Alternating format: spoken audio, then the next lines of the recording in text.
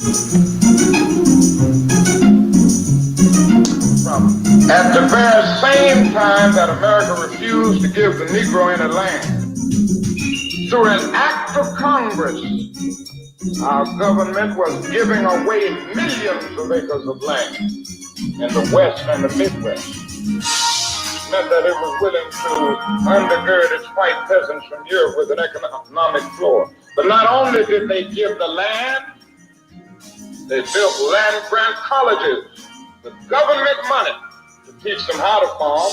Not only that, they provided county agents to further their expertise in farming. Not only that, they provided low interest rates in order that they could mechanize their farm. Not only that, today many of these people are receiving millions of dollars in federal subsidies not to farm, and they are the very people telling the black man that he ought to lift himself by his own bootstraps. Now, this is what we are faced with, and this is a reality. Now, when we come to Washington in this campaign, we are coming to get our check. What's up, ADOS and our allies? You know who it is, Angela Nirvana, your hostess with the mostest on the Friends of ADOS TV channel, bringing you those ADOS hot topics and making the case for reparations and a protest vote. Yes, family, a protest vote. And we're going to dig in and talk about why it's necessary, even with a Trump's platinum plan. Should ADOS sit down and advise Trump about the reparations, since he wants to at least come up with a plan, right, family? I think it's an opportunity. I really, really do. I don't understand why we take the position of most of Black America and choose not to have a conversation with the president.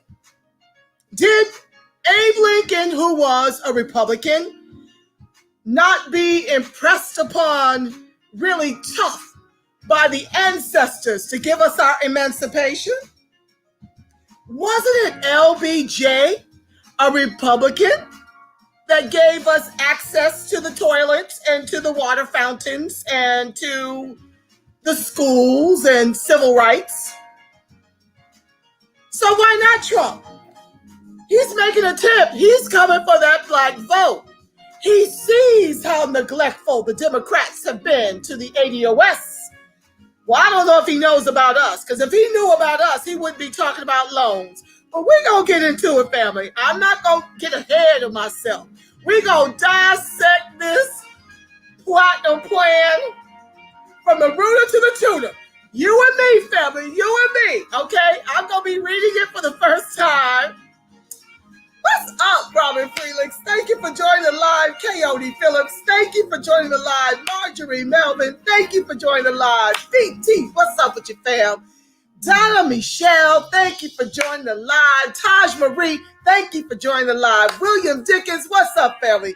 Thank you all for joining the live. For those of you who are in the chat, those I can't see, what's up, Periscope, Twitter? What's up, YouTube? What's up, Facebook?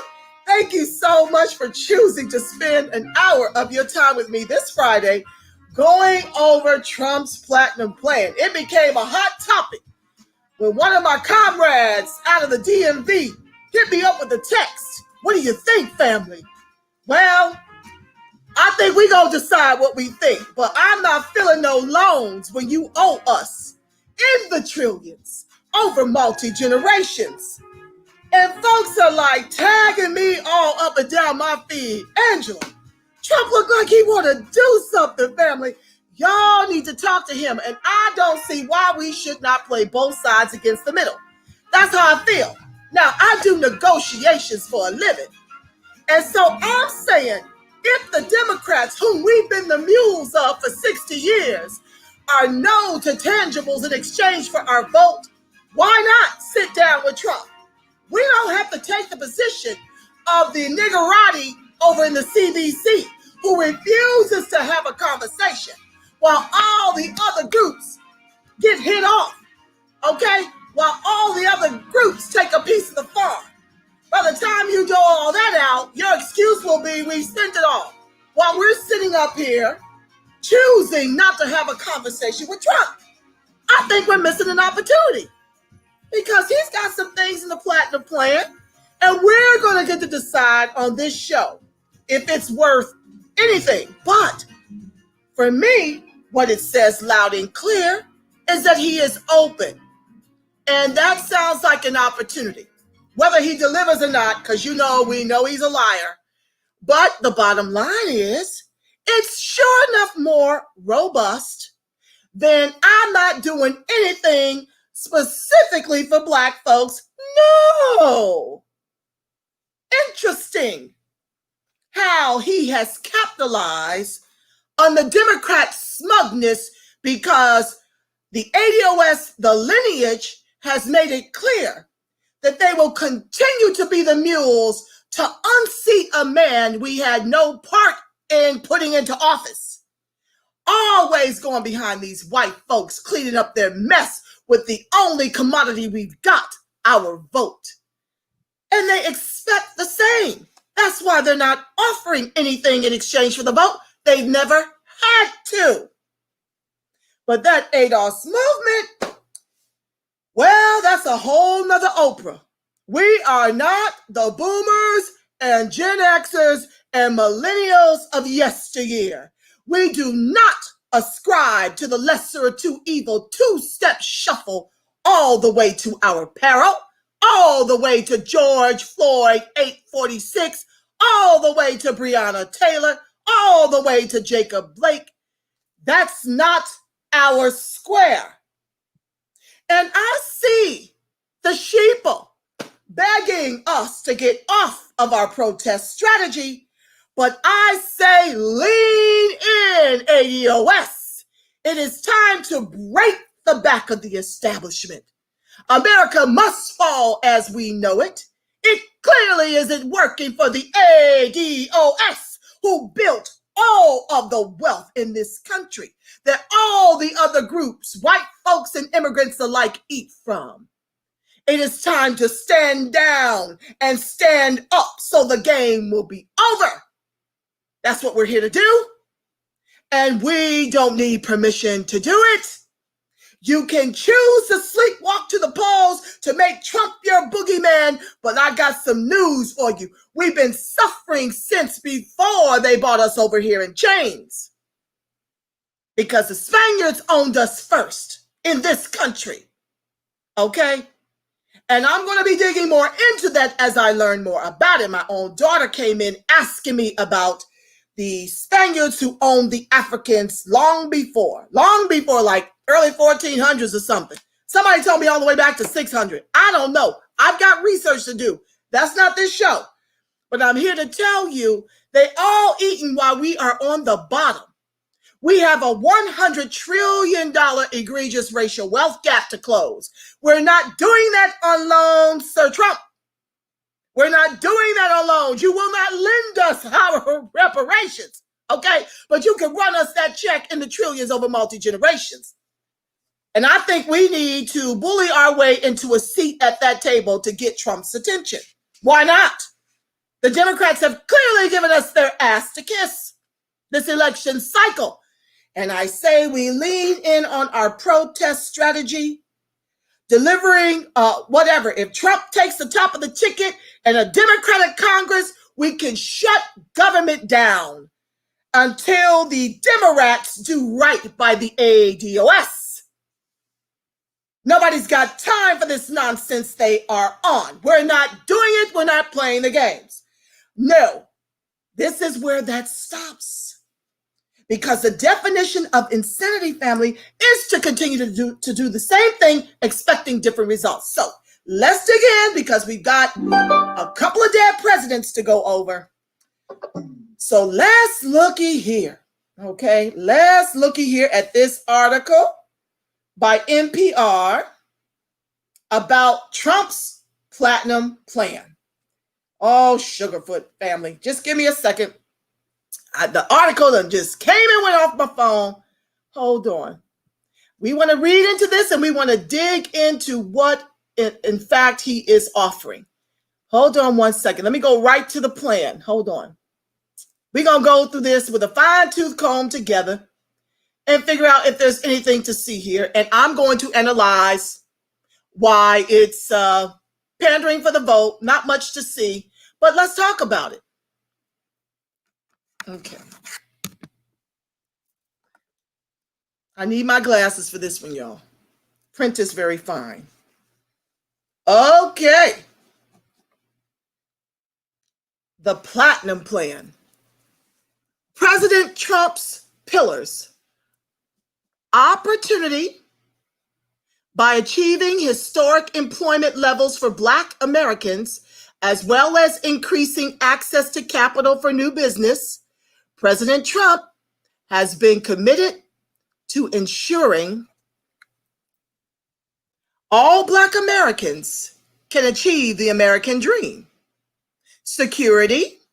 By signing into law the celebrated First Step Act, President Trump has brought common sense criminal justice reform to the American people for the first time in decades, while ensuring that our streets and communities are safe for families and business owners. We shall see. Prosperity. As the first president to provide long-term funding to historically Black colleges and universities, this administration continues to seek immediate and generational advancement for Black Americans. Fairness. As demonstrated through his actions to initiate investment into opportunity zones, as well as address health disparities, wage gaps, and necessary education reforms, President Trump works every day to advance a fair and just America for the Black community. These are his pillars, okay, family? So let's keep reading because I've got some comments.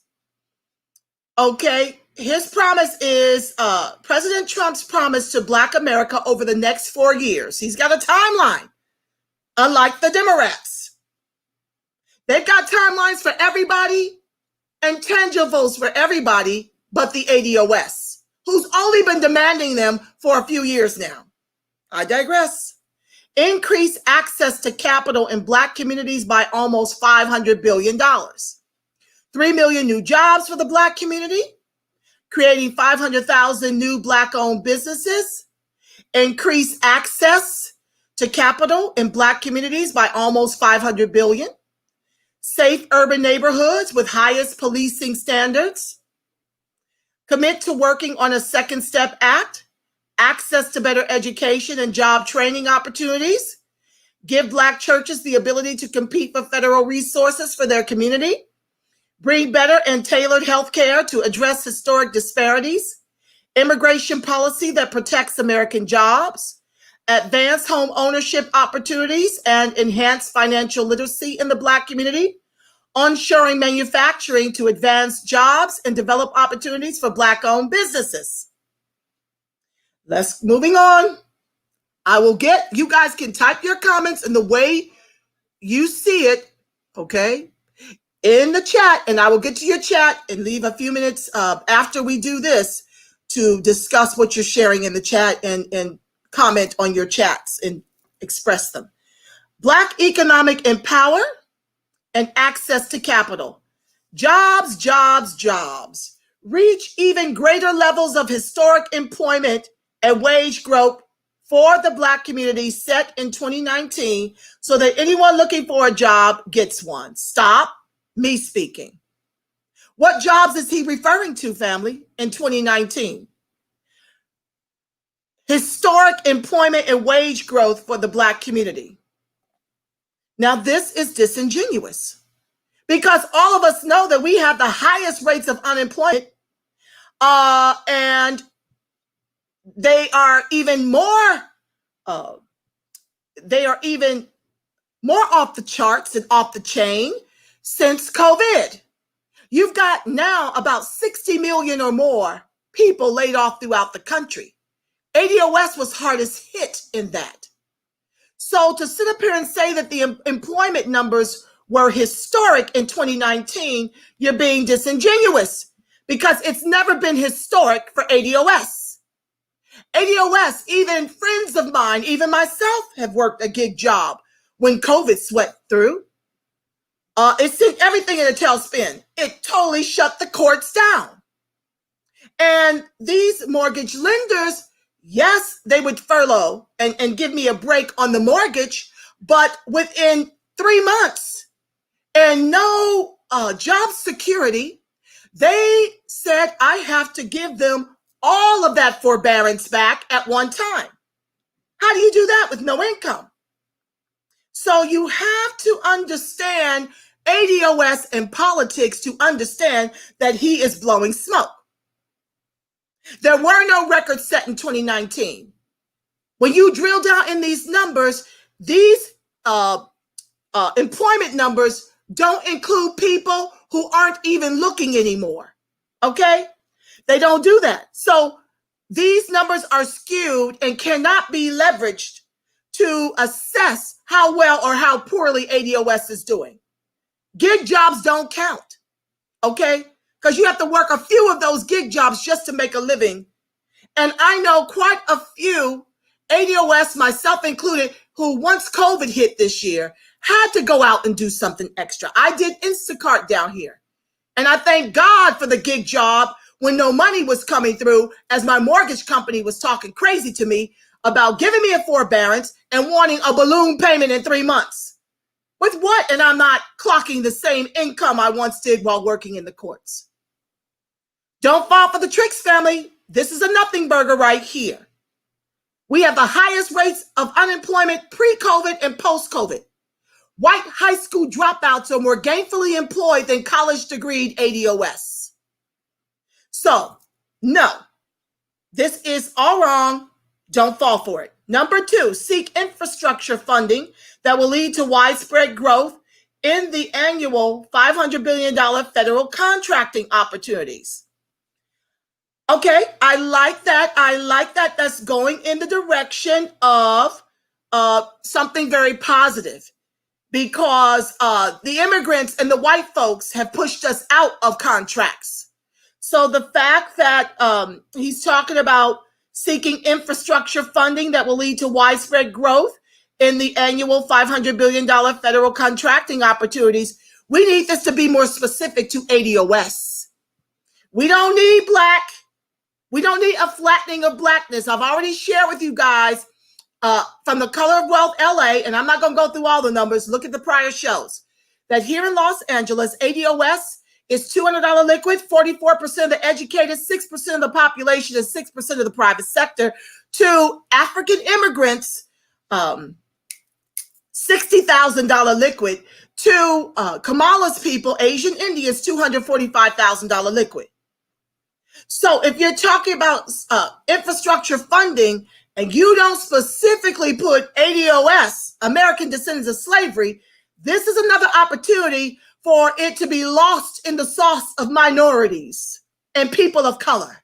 We need real specifics. We need real specifics, and we need instruction as to where to go to be specifically remedied in contracting. Okay? Grow minority-owned businesses with additional tax cuts to stimulate hiring and investment. I hate that word minority. We are not minority. We are not people of color. We are not even African American. That's Barack Obama, right? Kenyan dad, white mama, descended from slave owners. We're not black. That's too many people in skin color, right? Kamala, Indian Jamaican, Brahmin Indian caste, not ADOS. We don't like these words. We need specific American descendants of slavery. We don't want any type of minority, because white women became minority when it came to our affirmative action, right? Immigrants became minority when it came to our affirmative action, right? LGBTQXYZ became minority when it came to affirmative action, right? And who benefits the least from the affirmative action intended to make us whole post-slavery? The ADOS. Nothing to see here. Encourage onshoring and development of domestic manufacturing to increase supply chain business development and employment. Cute, once again, lacking in specificity. This is the easiest way for them to give it to a white woman to run, give it to an immigrant to run, give it to an LGBTQ to run. Increase activity in opportunity zones, including benefits for local hires. Stop right there.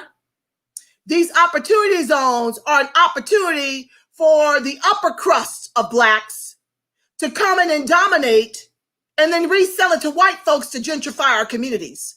These are not opportunities for lay people, working class people. So don't believe the hype about these opportunity zones. Look it up to see who under 100,000 a year has been advantaged by an opportunity zone. It's an opportunity to take over your community and gentrify you out of your communities. That's what these opportunity zones are. Increase activity. Okay, next. Invest almost $20 billion toward broadband and internet access to create job opportunities, improve classroom connectivity, and the ability to utilize telehealth services. Yeah, that's really, really great. I do like that. We need that. We need that. It needs to be free for those of us who have no wealth, for the wealthless class who built the country and all the wealth in it. All of this should be free. Once again, ADOS. And perhaps that's what we need to do, ADOS, is go through here with a fine tooth, improve upon it, and send it back to him. That's a good idea. Now, that is something we should tweet since we've got his attention. Like I said, as compared to the Democrats, they told us they're not doing anything specifically for us and that nothing would fundamentally change, but they want your vote. Okay, fueling access to capital for Black-owned businesses. Increase opportunities for small business lending and technical assistance through community development financial institutions in order to grow business and create generational wealth opportunities with over $400 billion in lending. That's a problem. You owe us trillions, boo-boo. You guys share $100 trillion to our 90% of Blacks in this country. ADOS shares $700 billion. Less than that since COVID, okay? You're not lending us a thing. We want you to run us those reparations. That's how we create generational inheritable wealth opportunities with reparations. This little $400 billion does not close a $100 trillion egregious racial wealth gap. That would be an absolutely not. That needs an edit. Examine alternative ways to build credit, including rent, utilities, and phone bills. Run me my check. I'll worry about my credit. I can fix my credit when you run me my trillions over multi-generations. I don't need to build credit with you in this way. Okay. That's cute. And you know, that could probably work until we get the reparations established. That might actually help a few of us, you know, to be able to build credit through your rent and utilities and your phone bills. That might actually be a way to build credit because, see, they use your credit score against you when you go to rent an apartment. Okay, so we do need other channels to build credit since everything is credit based in this country. Okay, make the Minority Business Development Agency permanent. Appoint its leader to the Assistant Secretary of Commerce level. Create a sub-office of African American Affairs and engage with private sector advisors to ensure real-world plans and solutions. I want grassroots. Make the Minority Business Development Agency permanent. Minority, hate the word. ADOS. This is where we need to be working on these edits, family, and kicking it back to him right away. That needs to be ADOS. No, minority is like cussing us out. We have come very fully aware of the minority trick bag, the African-American trick bag, the Black trick bag, the people of color, POC, BIPOC trick bags. We want ADOS all up and down through cheer. Okay? So make the Minority Business Development Agency permanent. Appoint its leader to the Assistant Secretary of Commerce level. Must be an ADOS. For ADOS, it's not enough to be from my lineage, which matters, and still be doing the work of the white oppressors. We want to vet people. We need to vet everyone that has a hand in how our reparations is doled out to us. Okay. They need to come from grassroots organizations like the ADOS movement is what needs to happen. Dr. William Sandy Darity, I would trust him. Okay. But I don't trust all this other stuff out right here. These are opportunities for white folks to take it over and make it for everybody else and tell you, see, we did. Oh no, we're not falling for that. Create a sub-office of African-American affairs, African-American, Barack Obama, Kenyan, and white, descendant of slave owners. And we see the nothing burger we got from him while placing him in office for 8 years. Nope, I don't like African-American ADOS. And engage with private sector advisors to ensure real-world plans and solutions. No, private sector, I already told you down here, we're 44% degreed and 6% of the private sector. Who are they turning to in the private sector when they're not hiring us? We have no affirmative action to guarantee we get employment. They are free to discriminate against us ad nauseum. That's a nothing burger. Increase the number of Black-owned, wait, I'm sorry. Hold on. Gotta scroll up. Oh, Lord. Okay. Increase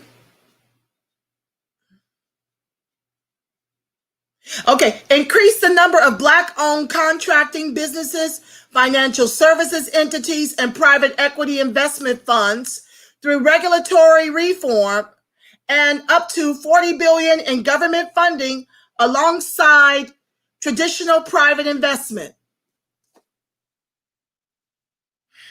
These kind of things scare me.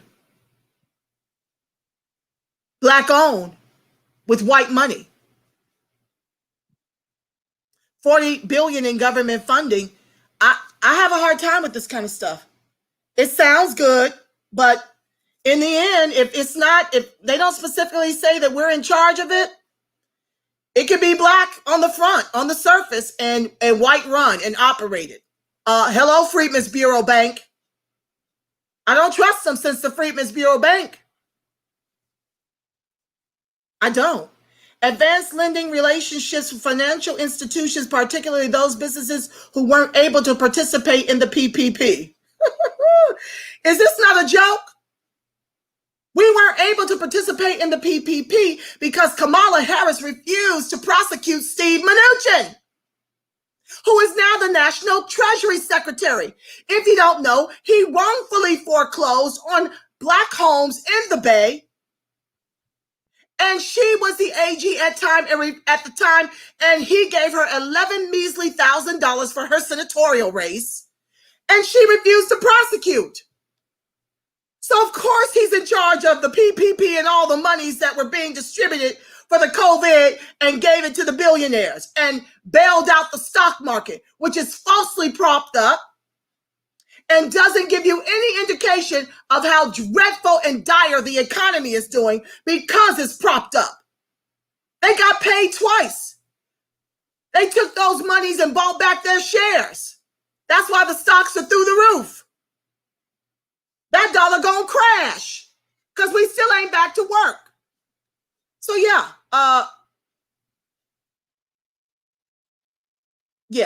advanced lending relationships, financial institutions, particularly those businesses who weren't able to participate in the PPP. You know, unless you have some regulations in there that they must lend, which we're not here for loans.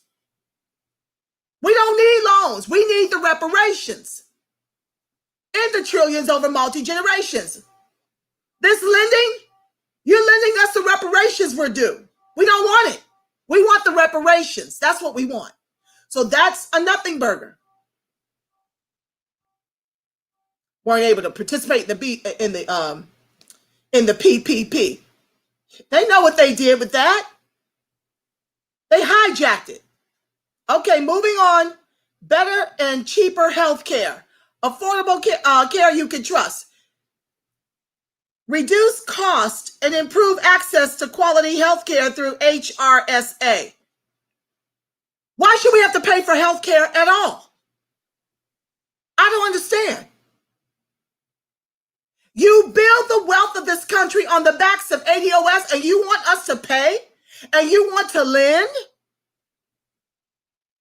Even in our COVID plan, we were asking for health care commensurate with what the federal government has for itself. That is what we're owed, and that's what we're due. Reduce cost with what money? How is a wealthless group supposed to pay for health care? That's a nothing burger, okay?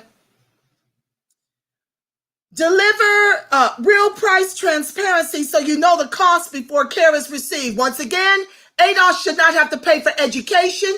They should not have to pay taxes. They should not have to pay health care. And they should be given the reparations check to buy their homes and establish their businesses. We don't need white folks or immigrants doing that for us. We're very educated and very capable of doing that for ourselves.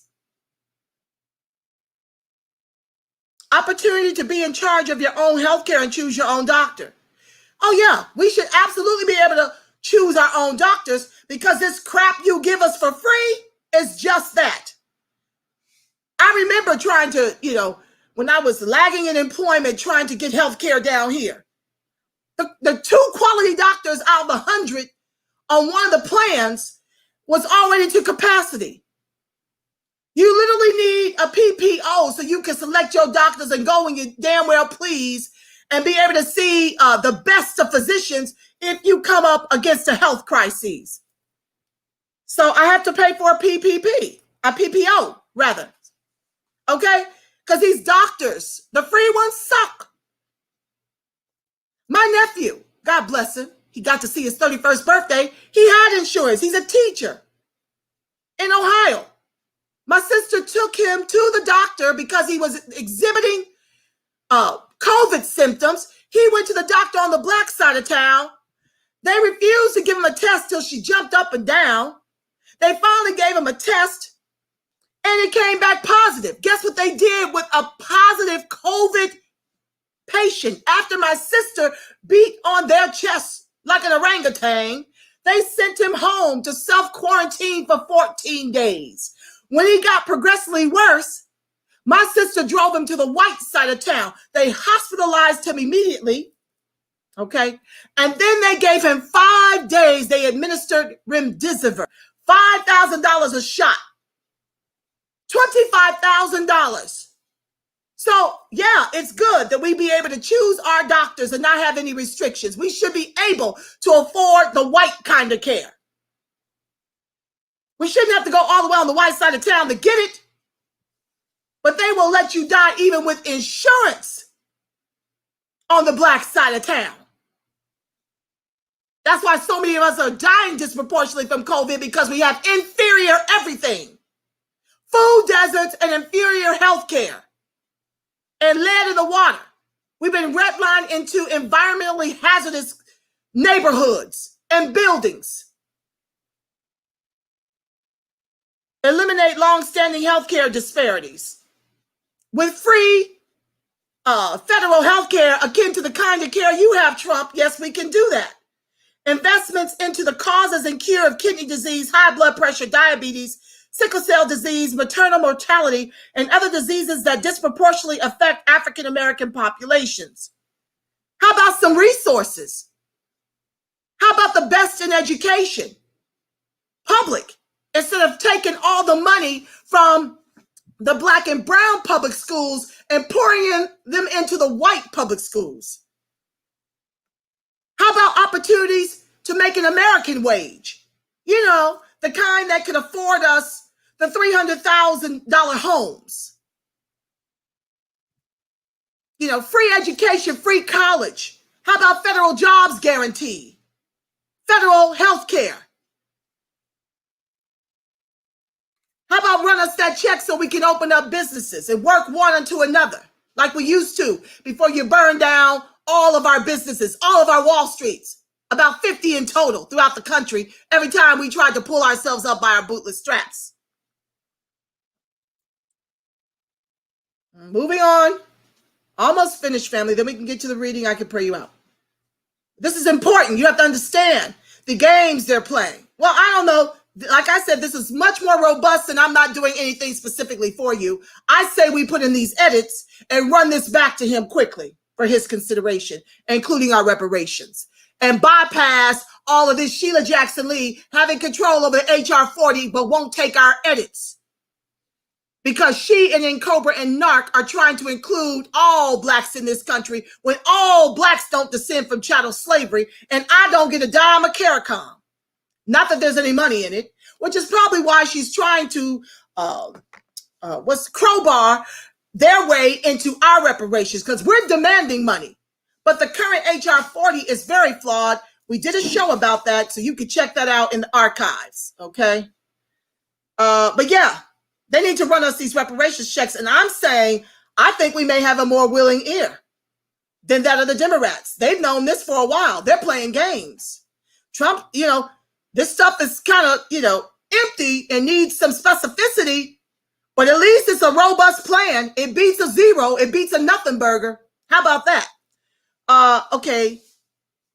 Increase access to telemedicine and innovate technologies to empower patients with flexibility and tools for better health. That's what I get for it with a PPO. The top of the line. Top of the line. Top test.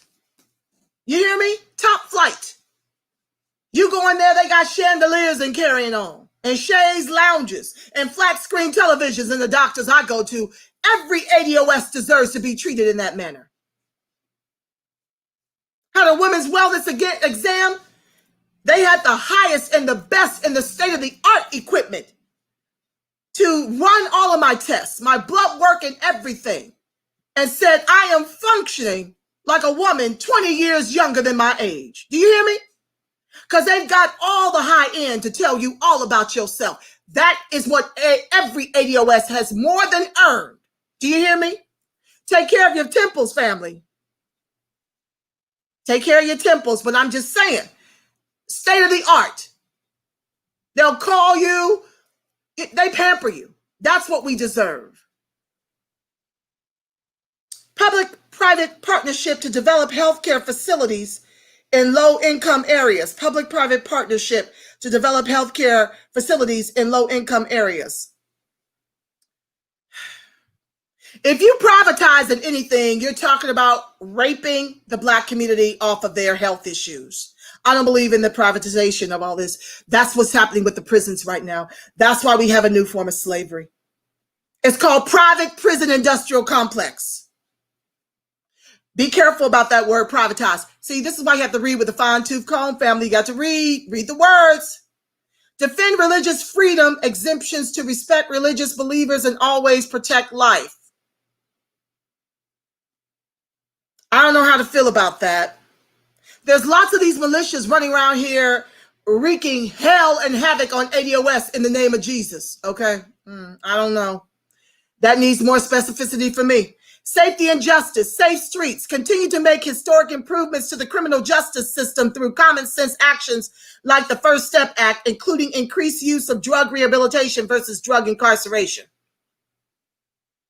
It only took for your white folks to have an opioid epidemic for you to get to this.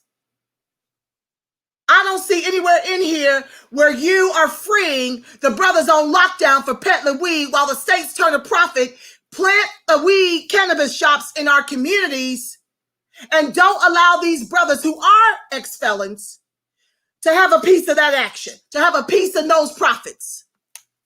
This needs some edits. Yes, this needs some edits, because that's what you're really talking about, doing something for real, for real. This other stuff, you playing, because as long as they're incarcerated and y'all turn a profit, you playing with this here. Now you want to rehab them. Their lives are wrecked. They can't get jobs. They're ex-felons. Where's that plan? Let me keep reading. Maybe it's in here. I'm reading this for the first time with y'all, hot off the press. Oh, hello, everybody that's joined. I'm going to get to your comments. I love y'all black and strong. Hang in there with me. Hang in. Announce a national clemency program to unite families and invest in human potential, focusing on wrongful prosecution and rehabilitation.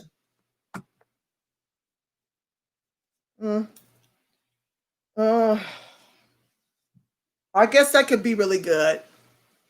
I have to find the flaws in that. Restore safety to Americans' great cities by working with police departments. Here we damn go.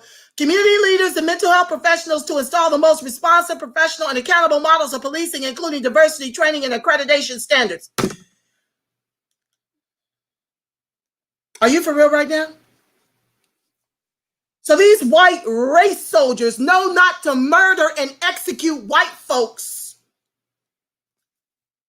but they somehow lose that ability and need training on how not to execute black folks in their homes while jogging, while breaking up fights, while selling Lucy's. You're not serious. If you are not talking about dismantling private prisons and down with qualified immunity, you're not serious about reform. We have close to 1 million black men enslaved, some of which belong there. I'm not speaking on them. I'm speaking about the nonviolent offenders who are in there on lockdown for peddling weed or had a crack addiction and got thrown in there, couldn't afford to bail, okay? Couldn't afford the right prosecutors to help them in their cases, right defense, I'm sorry. Okay, they're in there. Hello, Khalif Browder, rest in paradise. This young man went to a party with his friends, was accused of stealing a backpack. They sent him to Rikers, I think it was, a high maximum security prison, teenager. And because they kept bothering that baby, they had to put him into solitary confinement for 2 years. After we demanded his release, put all that pressure on them to release him, he ultimately commits suicide. So don't come to me with this dumb stuff about policing our communities. We are over-policed in our communities. How about you put resources in our communities? How about there wouldn't be any black-on-black crimes and murders if you paid ADOS an American wage? I'm not talking $15 an hour when the cost of living is 6 figures a year. Then I would believe you. But right now, you blowing smoke and you're pandering, Trump. I see you, but I'm willing to talk to you. I'm willing to run you them edits. That I'm willing to do because at least you're trying to have a conversation. Let's finish moving on.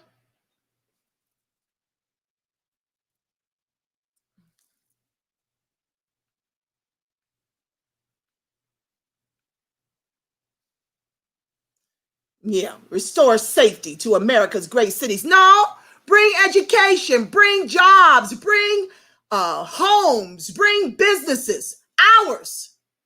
Not the immigrants owning in our communities and disrespecting us the whole while.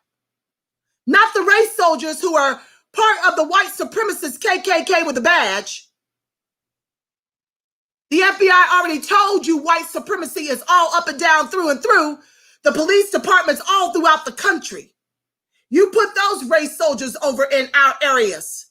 We don't want them. We want resources. Pull them out. Give our people something to live for. They paid for it with their lives. We don't want this token gesture nonsense you on.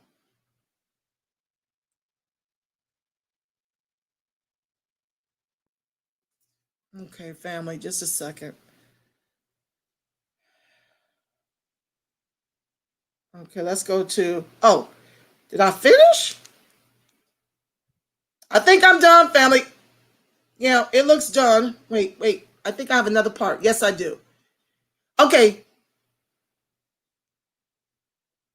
Oh, here we go.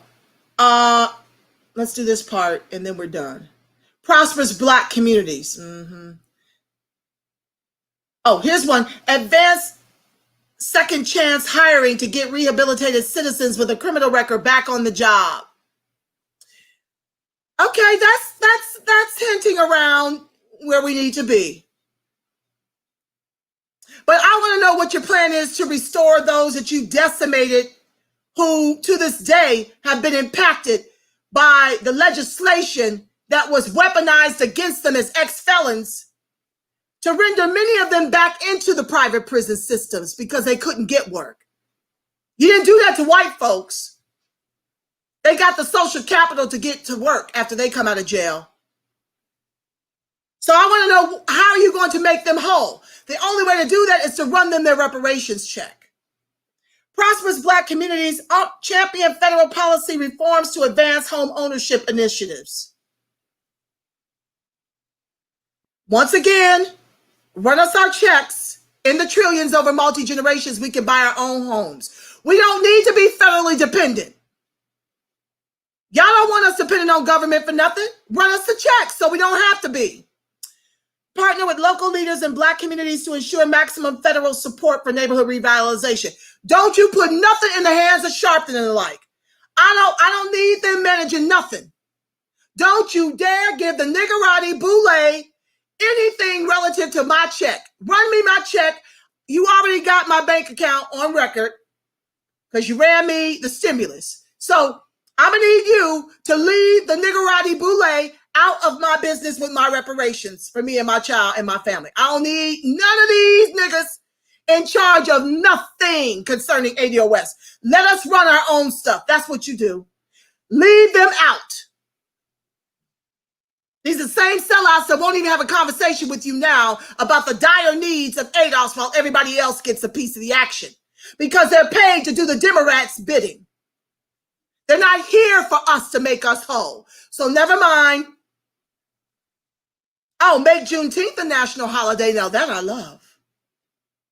Prosecute the KKK and Antifa as terrorist organizations and make lynching a national hate crime. Now that I absolutely love, Trump. That I absolutely love. Wow. That's pretty huge.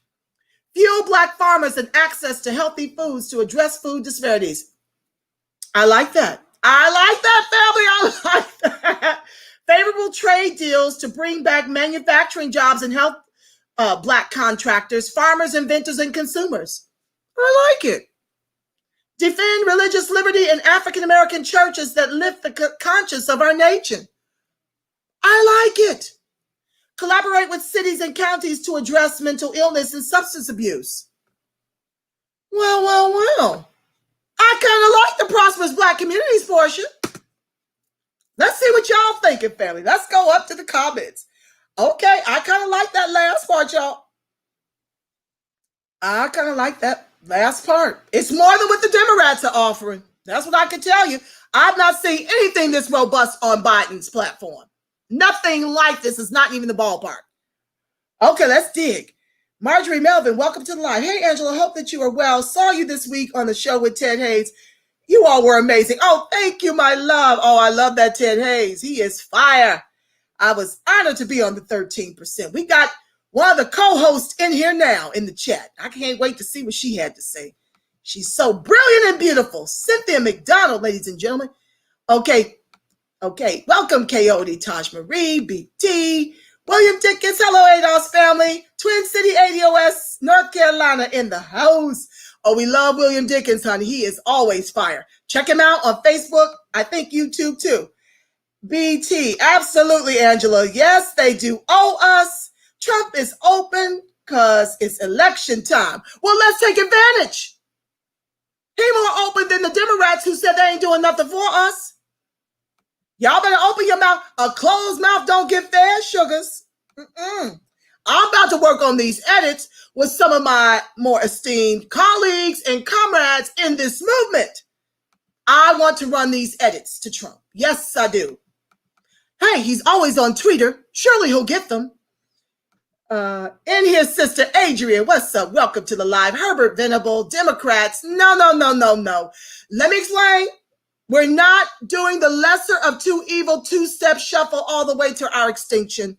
Sorry, Herbert. That will be a no. Now, we will give you a Democratic Congress because we're making moves within the ADOS movement to groom people to take over the seats. You know, the ones who aren't doing a thing to push forward our agenda. I mentioned prior about Sheila Jackson Lee over our HR 40 and refusing to include our edits, refusing to include us at the table. It's our repair, and you allow Narcan and Cobra to co-opt it to give our reparations to all Blacks in this country. And hardly any money in it. You want to do to us what CARICOM is doing to the Caribbean.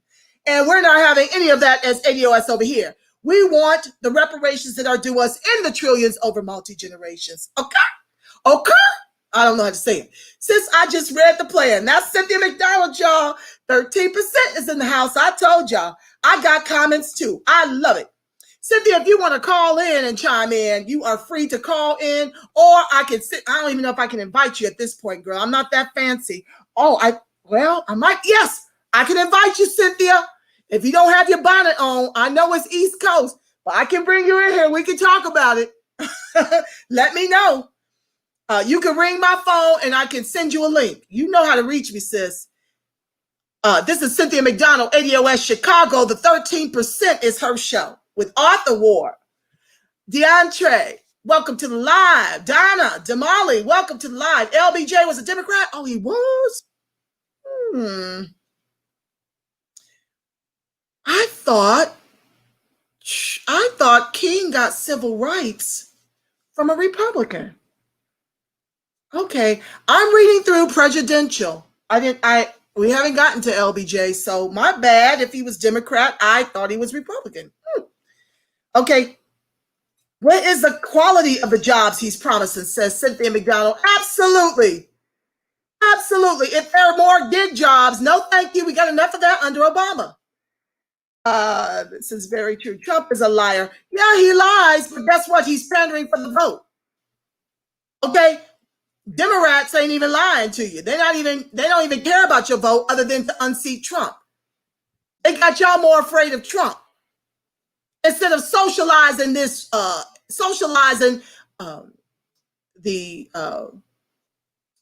the word I'm looking for? Socializing our oppression. Let me tell you something. Either party get a trifecta, it's over. Meaning top of ticket in the Congress. If the Republicans get it down, or if Democrats get it from the top down, we are done as ADOS. They are going to open up these borders to 11 million more Hispanics to give them a pathway to citizenship before making us American. That is going to break the back of the taxes over here while we have to take care of them and give them set-asides and give them health care, all the things that we lack in our communities. But that's what I like about Trump. I do like the fact that he is really about making America first. He's not really on all this immigration and opening up borders and carrying on the way the Democrats are. Right now, we're sitting at 56 million Hispanics to ADOS 35 million. This will be the last election cycle a protest vote will even matter. They are quickly pandering and schooling the Hispanics on how to vote. They want that Latin vote. They're not thinking about you because they know what to expect from you. They know that you're the lesser of two evil two-step live crew, okay? So they don't have to offer you anything. That's why we're in the dire straits we're in today, because we continue to put out their fires every election cycle instead of demanding tangibles in exchange for our vote. Not the ADOS movement. They're all liars, KOD. Cynthia McDonald, he also said this increased activity in opportunity zones, including benefits for local hires. Opportunity zones have never been good for ADOS. You got that right, my sister. She also says this part right here. Grow minority-owned businesses with additional tax cuts to stimulate hiring and investment. Still not specific. This is our opportunity. What's up, Joe Hankins? And we ain't BIPOC. Amen, she says. Okay, what about reparations? No mention of this. Absolutely, Herbert. You're catching on. Cynthia McDonald, I will give him this in the plan. He didn't say people of color. Amen. Isn't that progress? Don't the Democrats love that people of color nonsense? To flatten everything and to give it all away? We know the tricks now. We see right through y'all. BT says, where those funds are being allocated to. If it's not specifically allocated to us, it's no good. Absolutely. Shauna Kim, welcome to the live, written for ADOS, but the least benefited post JFK. Absolutely. That's it. The affirmative action was written for ADOS, but we benefit from it the least. The boomers who are running out in droves to vote Biden-Harris instead of joining us in this protest are the ones who are comfy and cozy off of those affirmative actions. That's about as long as it lasted. I border boomer, so I got a little bit of that, but I too have felt the brunt of racism down here. I share with you guys about me and Wells Fargo. when the current CEO came for us in the NBC News talking about the reason why they're not more diverse is because they don't have enough talent in the black pool to choose from. Okay. So that's the reason why I fight. Because with all of my education and all of my job experience across industries, I too fell prey to racism down here in the hiring practices. Okay. Jacaranda Williams, thank you for joining the live. Wow, thanks for the clarity. Absolutely. Cynthia McDonald, opportunity zones never been opportunities for black folks. You better know it, sister. Gentrified out of your neighborhood is the plan for the opportunity zone. That's why you see celebrities on all that nonsense. Okay? They'll sit up here and suppress your vote on the Democratic side while they go vote for Trump. He protects their money. They're gaming you. If you're not getting your information from the ADOS movement, you are being put in a trick bag, honey. Don't be following them fools. We need to deliver a Democratic Congress. If Trump gets the top of the ticket, look at that. We gridlock, shut it down for the next 4 years. Can't much get accomplished with them hugging it out. And we need to wash, rinse, repeat until they run those reparations. Always have a mixed bag up in there. That is the strategy here. So I'm encouraging all of you to listen. There are write-in states that you can risk putting the ADOS on there, but with as many ballots that they have found in the back alleys and carrying on, I would not risk having my vote, thrown into the back of a truck and not be counted. We need every ADOS vote to count this election cycle. Every last one. We need you to show up to the polls in Obama-style numbers. Okay? Don't play around with this. Do not play around with this vote, this election cycle. I am voting Green Party at the top of the ticket because they're offering reparations and they've got beautiful Angela Walker, VP, running on the VP ticket. She is pure ADOS, not pretending under a skiwi or a bison. Okay? While being white in India. That is what Brahmin caste is. You're white. I would be considered a Dalit. So would the rest of ADOS, which is the untouchables. Okay? So, no, this is a real ADOS truck driver, okay, and single mother running on the VP ticket with Howie Hawkins, who's an environmentalist. Y'all need to check them out at gp.org. Speaking of which, this came to mind. Tamara Johnson-Shealy, okay, Obama has just endorsed Minister Warnock. Family, we need y'all to lean in hard. We need you to donate, support, volunteer. Visit tamaraforgeorgia.com, tamaraforgeorgia.com. I will write it when I get another window. I'm almost on my hour and I still have my 2 dead presidents, which will take another 20 minutes. So let me get through the comments. Melanated Integrity, thank you for joining the live. That's right, friends of ADOS TV. It's all in the words. Dissect that bull. Absolutely, family. We have got to become readers, family. I mean, I believe a lot of the ADOS movement are readers. We're highly educated. You can't get much by us, okay? We're going to look at every word and dissect it. Now, I didn't do a full dissect because I'm reading it for the first time with the rest of you all. Been out running around for my job and things, but I had to bring it to you hot off the press. And I think we did a pretty good job at a bird's eye view. But I feel that if we put these edits in here and get it back to Trump, we may have a real opportunity here to get some things done, okay? I'm not giving a Republican Congress. We see what the Supreme Court is doing to us. And we need time with that Democratic Congress so we can groom the people on the ground in the movement to, like Tamara Johnson-Shealy, she's running for U.S. Senate, Georgia. We need 100 of her. So we got 2 years to get that done. If we gridlock government, their seats are coming up in 2 years. That is our time to replace them, family, okay? BT, upper echelon, always gets benefits to help those that have wealth. Nothing for ADOS. You better believe it. This is why we need to be in complete control of it. We don't want the upper crust to have nothing to do with this. We want grassroots. We need Dr. William Sandy for sure. Joe Hankins, tell the truth. They have no real program agenda for or reparations for ADOS. Yep, tweet and return. I bet they never thought they'd hear anything. Okay? Oh yeah, it's time for us to get those edits in, family. All my geniuses, we need to really come up with a Zoom and bang these edits out. We got to call Dawn Page. That girl is a wizard on those kinds of things. I love her. That's Triangle ADOS and CBAC, Concerned Black American Citizens, PT. Preferably grants, sis. Okay, grants, that's cool. I'm talking free. Federal grants will work. But all this loans, oh no. You're not going to lend our reparations to us. That's not happening. Cynthia says, this plan definitely does not close the racial wealth gap. Not even a fraction. 40 billion to 100 trillion?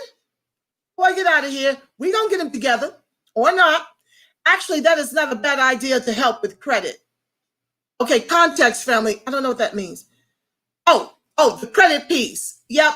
Factoring in your phone bills, your utilities to help you build credit. I do like that. I do like that idea. I do. I'm not really opposed to that one. Years ago, they let you build credit through utilities and rent. Whites already got that option. They got everything, family. They got all the acres. They got the reparations when we were emancipated. We got a nothing burger and got ADOS running around here, the lineage, talking about pull yourself up by your bootless traps. As if we miraculously grew from 4 million post-slavery to 35 million. We just been sitting collecting welfare checks, not pulling ourselves up by our bootless straps. That's been our square. They gave it all to white folks. I would like that agency to be called ADOS instead of African American. This is where our edits come in, Cynthia. Brenda Renee Smith, thank you for joining the live.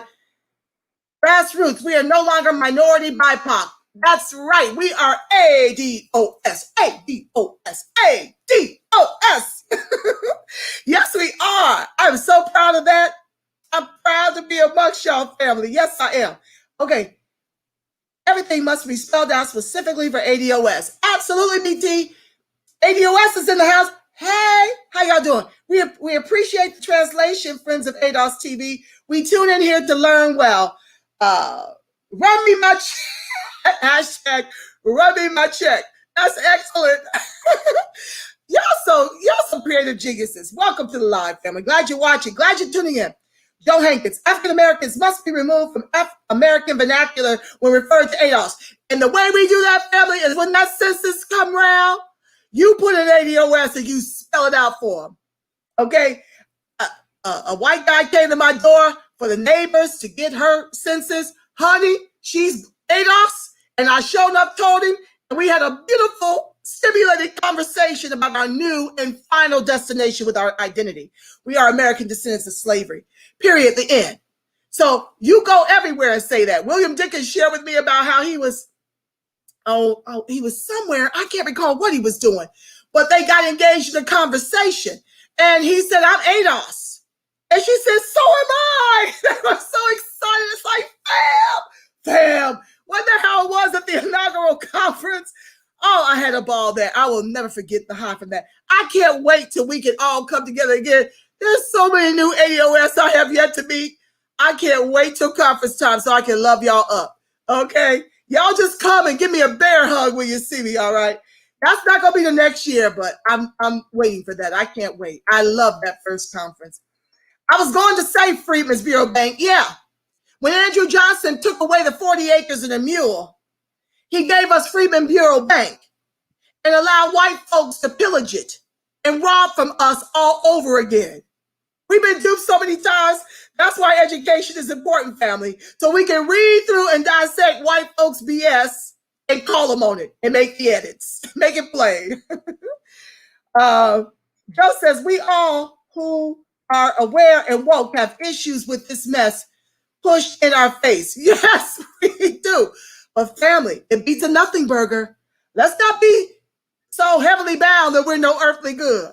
We got some edits. We need to really quickly work on those edits this weekend and run them to Trump. Yes, we do. That part, sis. Okay. Joe Hankins, Harris protected Mnuchin against ADOS. Yes, to all you said. FOS regulations. FOS. Oh, I don't know that acronym. Absolutely. She He paid her $11,000 for a senatorial race. She refused to prosecute him when he was over One West Bank. Wrongfully foreclosed on our homes. You'd be hard-pressed to find a black homeowner in the Bay, thanks to Kamala. Okay? I'm trying to be nice and not call them names, but sometimes it slips out. I mean, the Democrats and the Republicans, I've grown accustomed to calling both parties that. They both screw us. We ain't borrowing a damn dime. This is a joke. They also made us ill. Absolutely, Joe. Joe Hankins. Yes. They make us ill. Redlining us into environmentally hazardous buildings and communities. Absolutely. Put all the malaise, all the crap in our communities. The cancer is from the crap that they're doing in the environments where we live. The water where we live. We ain't borrowing nothing. Right? This is why Cynthia says we are less likely to be covered now unless our employer covers it. Oh, yeah, can't afford it. Folks want to brag about Obamacare. Run me that data. Y'all know we on that data. Run me that data. How many black folks can afford Obamacare? I'm blessed because my PPO dropped from $758 per month to $220 per month. How many ADOS in this country can afford $220 a month for private doctors? How many of them could afford $758 when it was $758? Okay? It's sad. But COVID has both hurt many of us and helped some of us. It lowered my premiums for private doctors. Maya Fowler, welcome to the live, my love. You better speak on it. Y'all know I was listening to Tiffany Mallory today, speaking, with the Taylor family. And I said, Lord, that woman sounds just like me. I think Joe was over there. I said, she is radical. I loved it. And I was like, well, that would be me. She gave me permission to be free, to be loud and just write about everything. Okay. Maya said, just run me my goddamn check. Absolutely, my sister. Lily, welcome to the live. Tell me what's a PPO. Okay, you know what an HMO, right? PPO is private. I don't know what the acronym stands for. Let's just say when you have an HMO, you are relegated to a specific group of doctors, usually not the best, in substandard medical facilities. And this is not all. I'm talking about out here what I experienced through an HMO.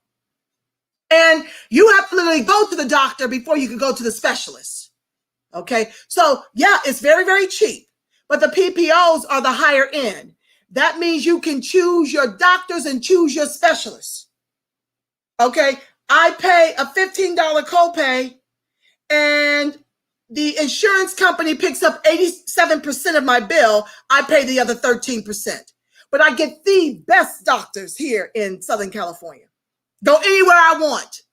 If I need a specialist, go see the specialist and take my Blue Shield card. That's what I do. So I don't know what it stands for. I think it's private physicians. I don't know. I have to look it up. I don't want to lie. I'll check into that, Lily. Or you can Google it real quick and type it in the chat. That would be helpful. I got to move the show. Chandeliers, girl.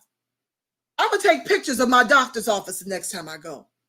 But guess how few ADOS is up in there luxuriating with citrus water. Okay. The best of AC, the best of furniture, the best of flat screens, the best of chandeliers. I had that coverage when I was working at Wells Fargo. These are my doctors. It's complete women care. It's all about the women. High end, everything top of the line.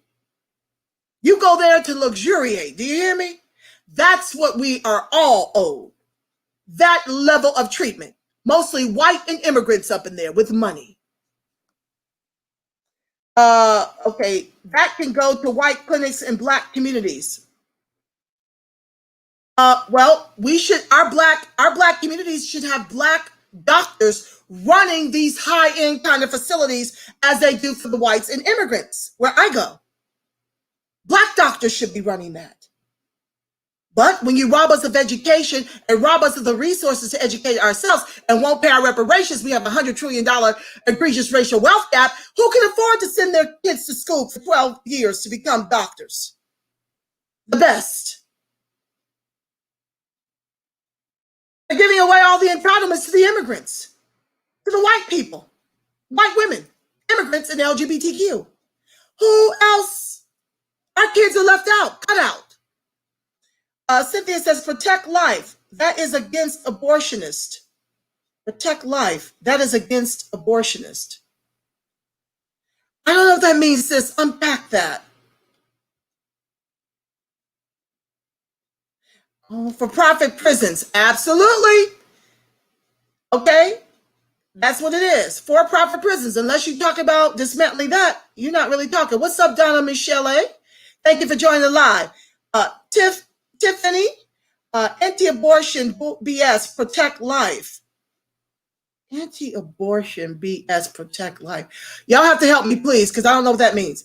So who's going to do the edits? I'm going to reach out to Cynthia McDonald from the 13%, Arthur Ward, Dawn Page. Oh, there's Cynthia, y'all. She called in. Hold on. Let's get on the main line. What's up, 13%? Huh? Hold on. Let me put you on the Bluetooth since you ain't come. You want me to send you a link? You can, or I can just talk right now.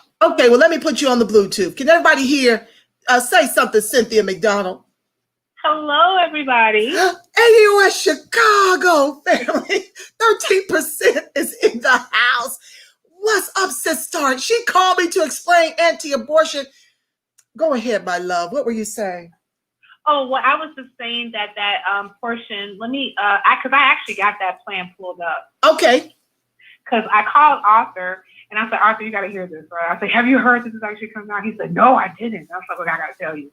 So I was actually reading the plan to him, and I'm trying to see exactly where that portion was that I was commenting on about the whole anti-abortion.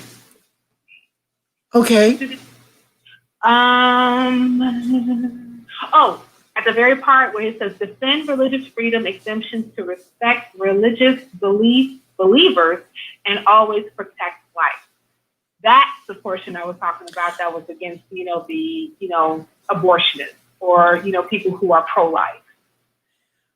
Well, let me explain. If we had not aborted 20... I'm sorry, pro-choice. I'm sorry, pro-choice. Yeah. Protect life is pro-choice? Yeah. So like the people who are actually, for abortion or want to protect abortion rights, etc., they're pro-choice. People right. People who are against abortion will be pro-life. Yeah. So that particular portion, like always protect life, that's more so to, I would say, like dog whistle politics concerning the conservative portion when it comes to, pro-life. Because conservatives more likely are going to be pro-life, liberals are more likely pro-choice. I get what you're saying now. Thank you for the clarification. You can stay on the line while I finish this show out. I think I'm gonna have to do my reading on Sunday because I'm at 1:13. I don't like to ear fatigue my audience.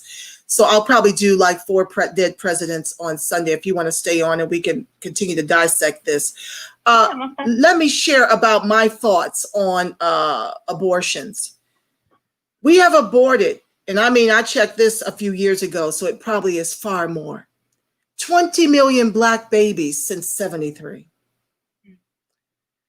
That's a problem because had we kept those babies, imagine the Hispanics wouldn't have outpaced us by 1.5 times. They're about to double us in population down here when they open these borders if the Democrats get a full Monty this election cycle, which we're trying to prevent. I am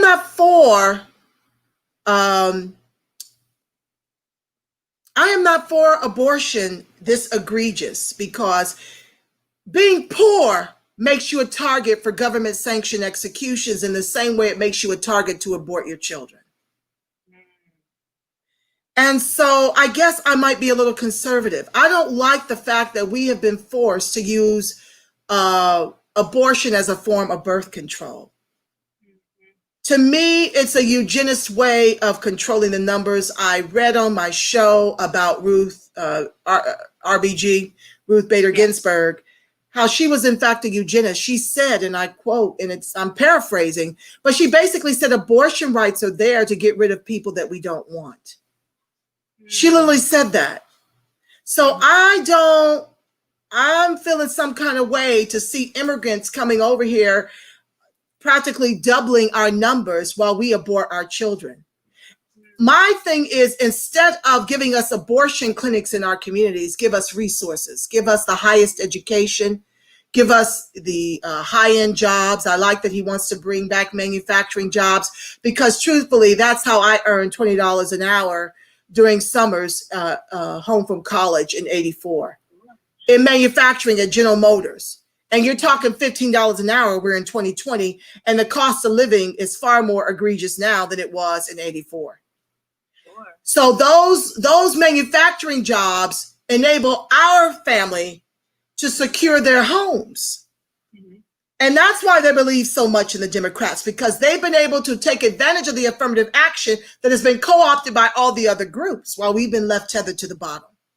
So anywho, being poor, makes you uneducated. You go out here and make uneducated choices.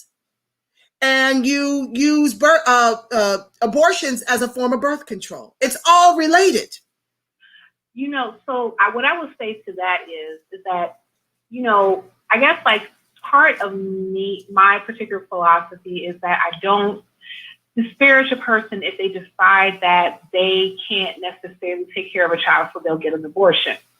However, I'm going to put a caveat to that. Oftentimes, what I have observed, especially to your particular point, is that, abortion would run rampant in an impoverished community, because the main reason why I would even say the ADOS would decide to abort is because they cannot afford to take care of the child or children, or, if they have twins or whatever.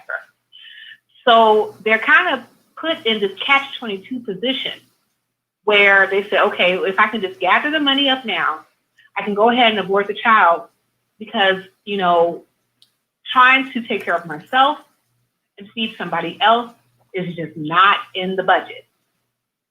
Exactly.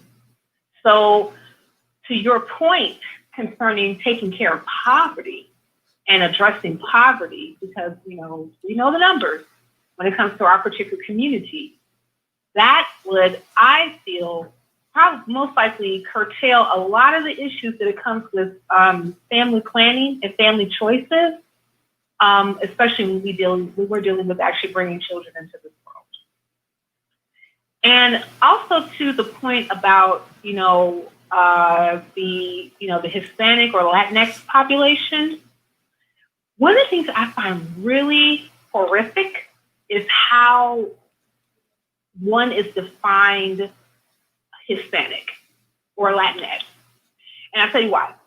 It's because one of the things that they do when they define Hispanic or Latinx is that they take any person who is Spanish-speaking descent and put them all into one category of Hispanic. Right. So that is central. That's any person that's from Central America. That's any person from South America. That's any person from Mexico. That's any person from any Hispanic, speaking island, and a person who happens to be from Spain, which is European descent. Mm. So they curtail all these particular ethnicities from different countries and put them into one ethnicity. And even I believe that Yvette talked about how the sensibilities and even what, a typical Hispanic would, actually advocate for is different depending on what their lineage is. Absolutely.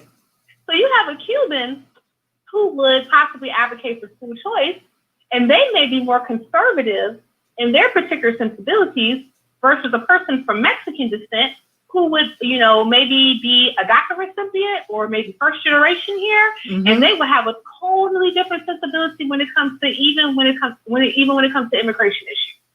Yeah, you're absolutely right. Yeah. So I really, so that really kind of, grinds my gears, as Peter, the dude from Family Guy would say. He's like you've got like all these, you basically what the United States did was make a hodgepodge of people. Put them into one group and say they are the new, especially when you talking about the Democrats, those are the people that we're going to actually prop up now so that they can be our new voting bloc. Yep. So they vote, depending on what lineage they're from, they are all over the place. And we even see that with the numbers when it came to 2016 for Hillary. Even though the Hispanics voted for Hillary, I want to say less than 70%, it still did not outpace us. Yet. And the main reason is because they still had a large sect of Hispanics from other particular countries that still was very conservative in their views when it came to voting. And since I even heard another immigrant who was a business owner the other day when I decided to run away. That's a long story. You ran away? That's a long story since I had to get my mind right. Anyway. But anyway, I was listening to this immigrant. She was actually from Vietnam, and she was talking to this white lady about the election. And she told the white lady, as plain as I'm talking to you right now, when it comes to the November election, I hope Trump wins. Yeah. And you know why she said that? Sure. Because she's concerned about the economy. Well, all I know is that they're in a dead heat and that not all Latinx community is for opening these borders. No, they're not. And to me, this is what's problematic with the Democrats and the Republicans, because they don't, like you so effectively did, break out these groups based on ethnicities and what their needs are. Right. And so they're always like, oh my God, I thought that offering them to open the borders would have been, the thing that they wanted to win their votes. When in fact, this is not what they want, and you're going to lose their votes to Trump.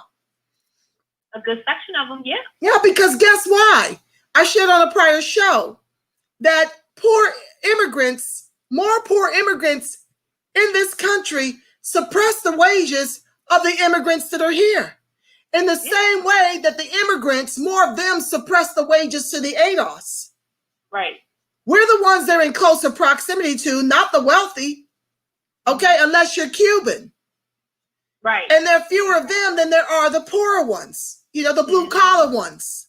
Mm-hmm. And so they've got set-asides to make them whole. When their wages are suppressed, we don't. Right. And that's what's problematic about opening up the floodgates and why a lot of blacks will be voting for Trump, because they understand the correlation between more immigrants hurting ADOS. Right. But more immigrants is helpful for capitalism. Capitalism needs two things. It needs a bottom caste, and it needs immigration to make and create a permanent bottom class. Because when they bring in immigrants and can suppress wages, that's a come up for immigrants what it is to oppression to us. It tethers us to the bottom when they do that. Mm-hmm. But capitalism requires that bottom, and they decided long ago it was ADOS. And so they incentivize the immigrants to come over here, and in turn, they turn profit off the backs of both of us. But once again, suppressed wages to the immigrants is a come up for them. Right. Exactly. It's our decimation. Right. Exactly. It makes us even less American. And even like, to your point concerning like suppressed wages might be even a come up to an immigrant. Let's even take about the Ethiopian community, right? If you look at the minimum wage that a person from Ethiopia would make in their country versus what they could make here as an immigrant is far beyond what they would make in their own country. So they can still send back, I forgot what the actual term was called, they can send back those particular wages, that they would earn here to prop up their particular company, their particular families in their home country. Absolutely. Yeah, and that happens oftentimes. I mean, like, I even think like, I always talk about, I talk about a lot of even my particular lineage, my dad is Adolf and my mom's Jamaican. And, for a long time, I remember with my grandma, and my grandfather, and my mom, we would pack up these huge barrels of clothes, socks, underwear, all this other stuff that we would send back, to Jamaica. Out for the earnings that my mom made, my grandfather made, my grandmother made, because that may not necessarily have been something that was easily attained in that particular country. Yeah. Because they don't have access to that. Right. And so you bring them here and they're able to enrich their countries. Yeah. And then they get wealthy on the backs of ADOS over here when you give them more of our entitlements and set-asides that were due us post-slavery. Mm-hmm. What does that leave us tethered to the bottom? Nothing. And especially when we're used to living American life, we need, in order for us to live American life, we have to have the wages, the income, and the wealth that's commensurate to what Americans are used to. Absolutely, because in effect, they have made us third world in the country we built. And that's there. So like, it's kind of like crazy that any person, when we're, making specific demands to say like, we want full access to citizenship and what citizenship looks like is this, they look at us crazy like, oh, you're demanding too much. We're like, no, we're not demanding too much. We're demanding to us what is owed. Absolutely. If this is something that we actually built, there is plenty of data to prop up that free labor that America received for over 250, almost 250 years, made America a first world economic power. Yes. It made it an economic power. Without free labor, chattel slavery, America would not be America. And the thing that we are demanding from America is what is owed for the labor and also the patriotism, because remember, we fought in every war. Absolutely. And the very first casualty of war was a black man. Yep. We want our just due when it comes to what we have invested in this particular land. Absolutely. Absolutely. Period, Pooh. Let's read through the rest of the comments real quick so I can pray us out. We almost at an hour and a half. Okay, Donna, you can stay on the line, love. Donna Michelle, right, they won't free our men. Yeah, the ones who are nonviolent, who were in there for drugs or weed. No, they're not freeing them, but they're profitizing the weed shops all over. They're cropping up, and we don't own them. And they dump them in our communities for white folks to come, not only own them, but come to our communities to purchase from them and then go back to the burbs. So who's going to do the edits? Back to Maya's question. Hopefully Cynthia, Arthur, Hassan, Tansy, Dawn, or, we may agree to just give him ADOS101.com and our reparations number at 17 trillion. I don't know. I know we need a Zoom. What you think, Cynthia? I'm down for writing edits. I ain't got no problem. I love it. See, already won. All I got to do is make a call. My ADOS movement family love me black and strong like I love them. It is a family affair, a love affair. Yes, it is. Maya says in Alaska, the cops own the weed shops. Ain't that about a blip? Maya, do you know Jewel Dropper? Let me know. You need to hook up with her. She is one of our real soldiers out there in Alaska. And this is from you, Cynthia. You said, sis, when they said restore safety to Americans' great cities by working with police departments, community leaders, and mental health professionals to install the most responsive professionals and accountable models of policing, including diversified training and accreditation standards, community policing, shit, that don't work. Okay? It absolutely does not work. Could you speak to that, sis, about community policing? Yeah, I remember I read an article, I want to say it was in the 17 magazine not too long ago, about how this is a plan that was touted by Joe Biden to really push for community policing. But community policing has been utilized on a municipal level in different American cities for years. And we still have high contention between the constituency in urban areas, specifically ADOS people, and the police. And the reason being is because their practices are not really community oriented.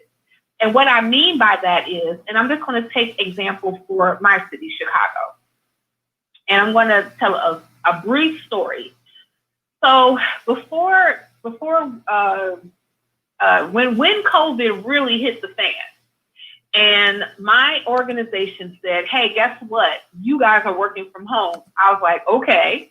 And then I remember I had to run to the store or something like that real quick. And then I was on my way home, and there was a light. I had a headlight that was out on my car. And I was like, oh, crap, I'll get it fixed tomorrow, right? So I was driving at night. I had one headlight on, but that prompted me to get stopped by a police officer. Wow. And I was only a few blocks away from home. Wow. And let me tell you something, sis. Do you know that I was damn near hyperventilating when I got pulled over? I bet you were. Yeah, I was so scared. And the reason being is, and that was right after the whole news broke about Ahmaud Arbery. Oh my God. And I was just like, you know what I'm saying? And then and it was two white cops in an unmarked car that came to talk to me, and they were just wanting to tell me about my headlight, which I knew about. I said, yeah, I'll get it fixed. And he said, well, just go to here. He just go to AutoZone, get it fixed. Woo, woo, woo. I was like, all right, cool. But the whole time before he even came to my car, I was like, okay, 10 and 2. Let me make sure that my hands are on 10 and 2. Let me make sure that my hands are visible the whole time. I'm not about to make sudden moves. Okay, I did pay my insurance, right? Yeah, no, my insurance is good. No, my car is good. Is my city sticker okay? Yeah, I think that's fine. So I'm going through all these particular, changes in my head. And my changes in my head, only because I'm concerned about getting home alive. Yes, I do, sis. And the thing about it is that the neighborhood that I live in is predominantly Black. But oftentimes we see in our particular neighborhood who's policing us are white folk. Slave patrols, baby. Slave patrols. And the thing about it is like, why can't, and I know that there's plenty Black cops that work in the city of Chicago. Why can't we have a population of people who happen to belong to our group policing our neighborhood? Exactly. So we are not really, even though they say, okay, we're going to introduce community policing so the people will get to know the police that's in their area. Sure, that's great. But the thing about it is that community policing starts by hiring and putting people who live in that area, right, and look like and belong to your group in that area to police you. Not folk who live all the way out in the suburbs and you are in that particular area, or they live in predominantly Caucasian areas. Big time. Because they're going to have different sensibilities, and also they come with their own implicit biases when they're coming to your neighborhood. All the time.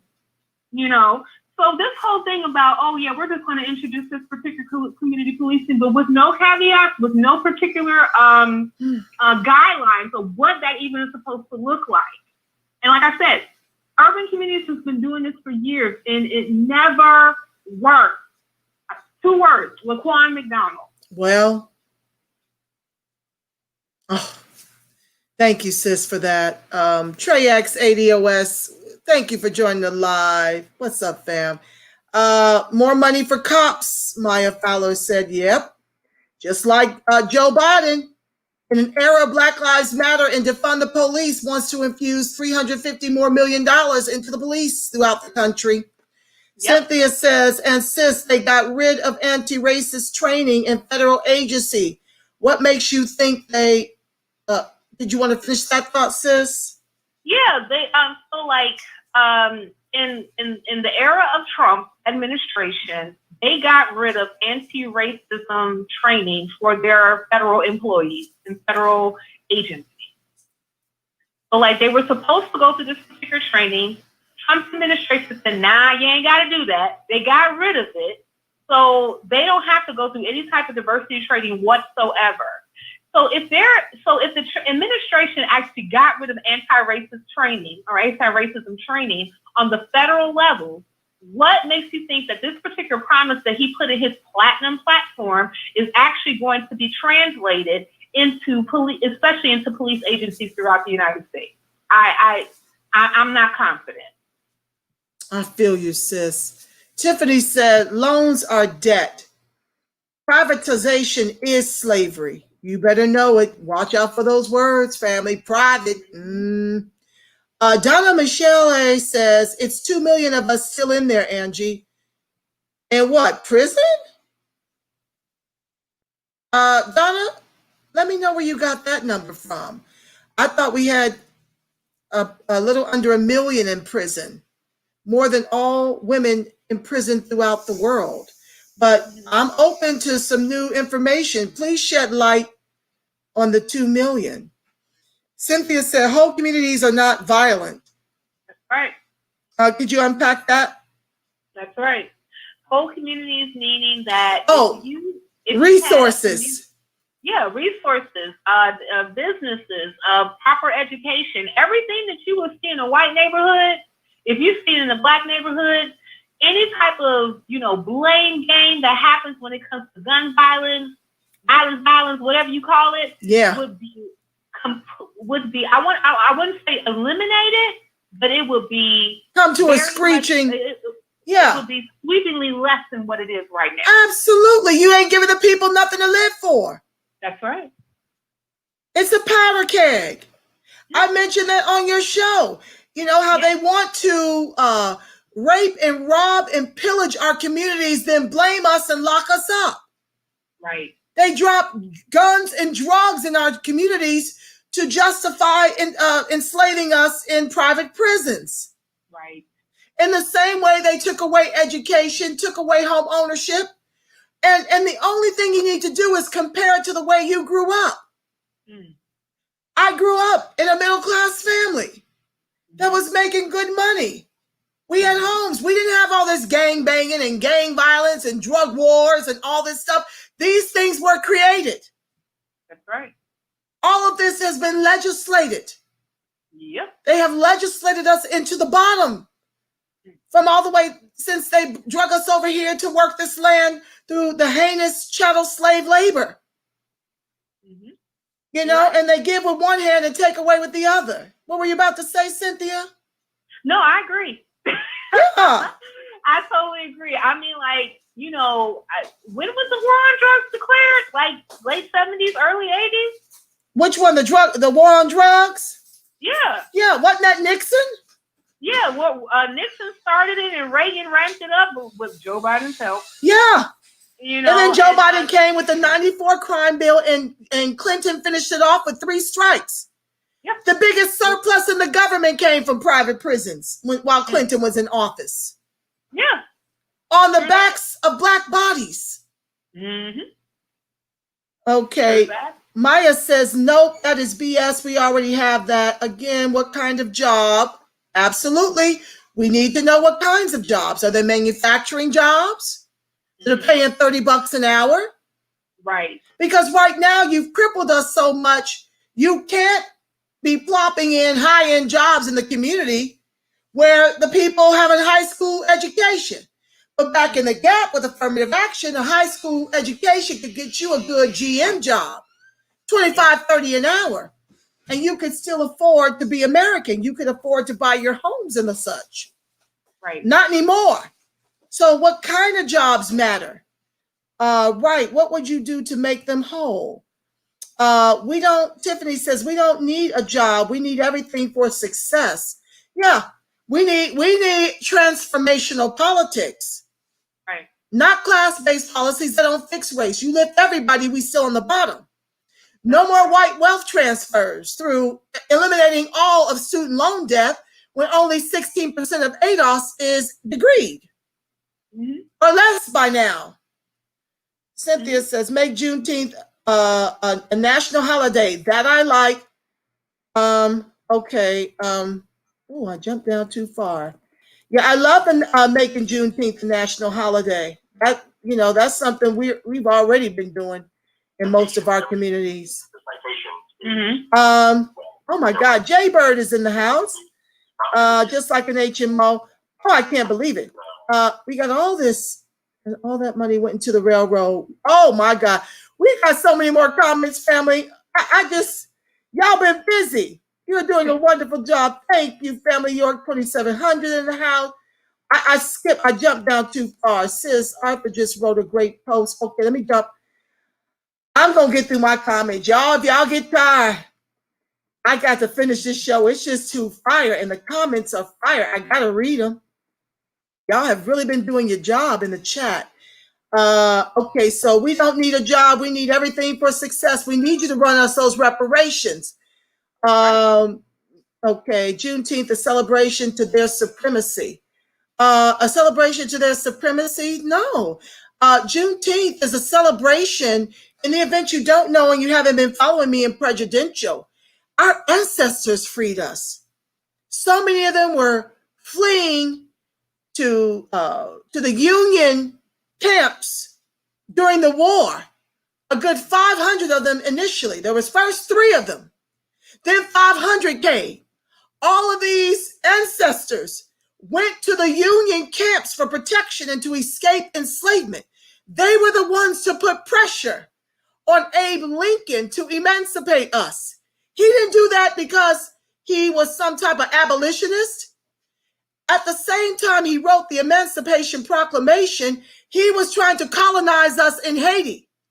He wanted to get rid of all AEOS in this country and make it all white. And that's what you see happening now. All these attempts to continue to whiten America. We are still government property. ADOS is still the property of this government. So please understand, Juneteenth is not a celebration to their supremacy. It is a celebration of our ancestors' persistence and fortitude to fight for the freedoms you and I have to talk about these devils on this show. Can I make a suggestion to you, Miss? Yes. Concerning the whole issue with Abe Lincoln and wanting to kind of like, marshal us off of the mainland. Yeah. Because I know that originally his platform when he ran and when he was just an abolitionist before he became president was to ship enslaved folks or formerly enslaved folks to Liberia. But they abandoned that plan because of economic cost. Oh, wow. I didn't know the Liberia part. Prejudential's Margaret Kimberly didn't raise that.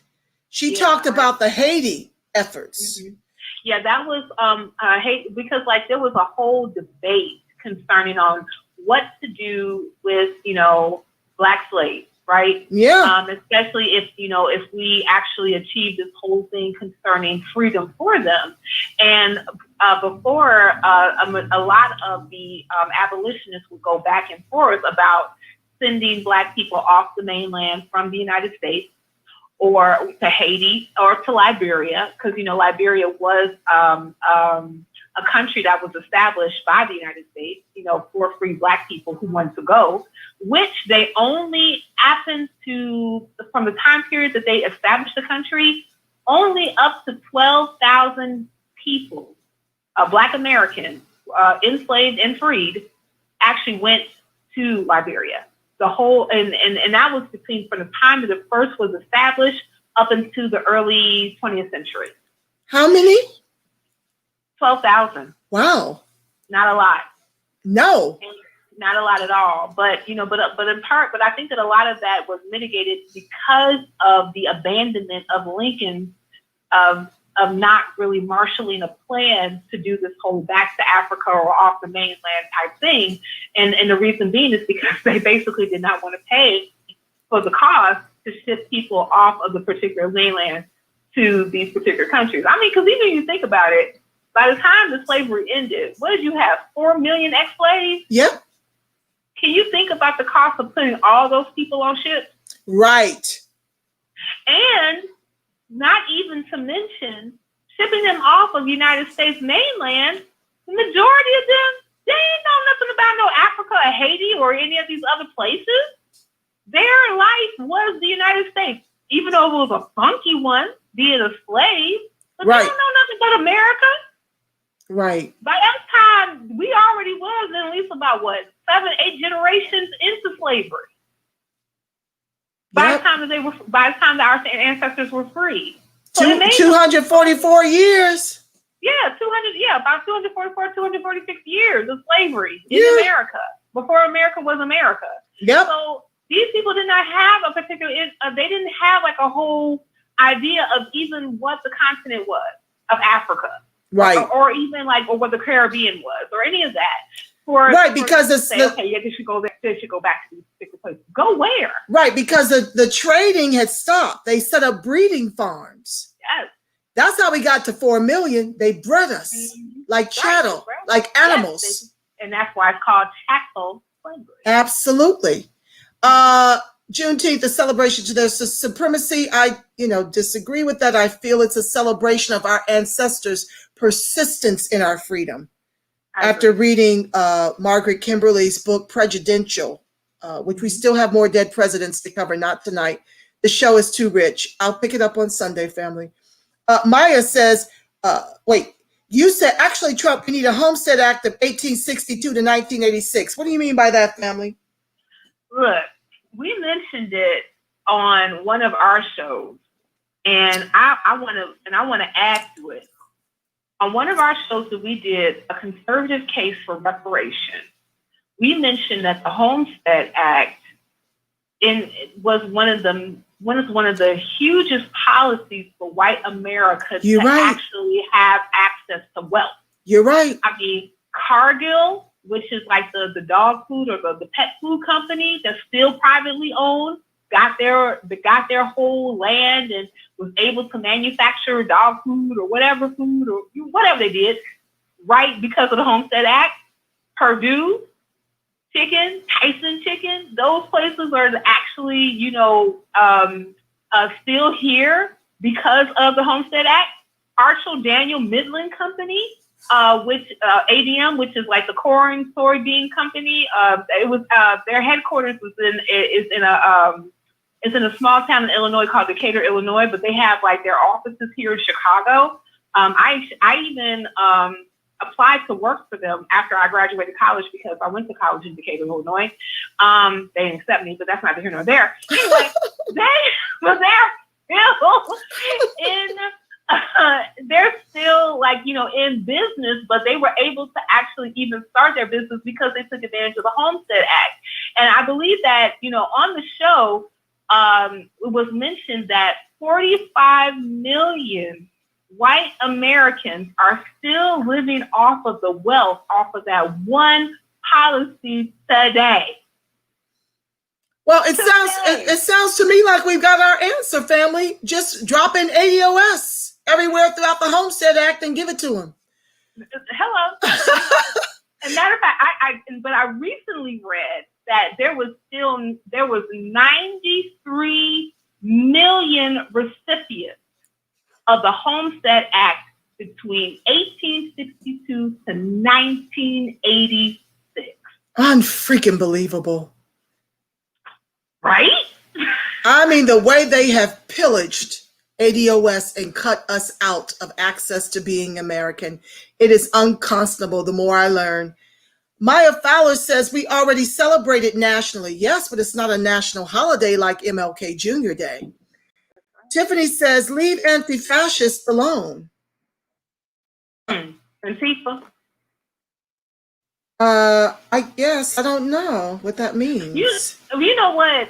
I don't have enough knowledge on Antifa itself. Yeah. But I ain't that mad at it.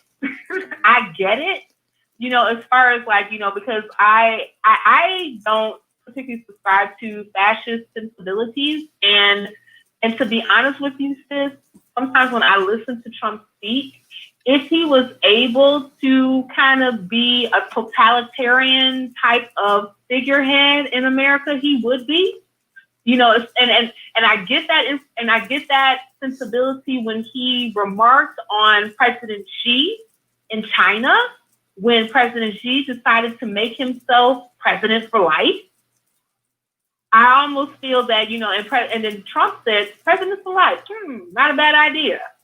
So, you know, if it wasn't for the checks and balances that are in the Constitution, I really believe that that's something that he would possibly go for. But, you know, thank goodness for the checks and balances. Thank goodness that we do have the government that we do have. I really think that even though like he was able to kind of run amok a bit, he was not able to run amok as much as he could have if it wasn't for the checks and balances in government. Okay. So, yeah. Thank you for that.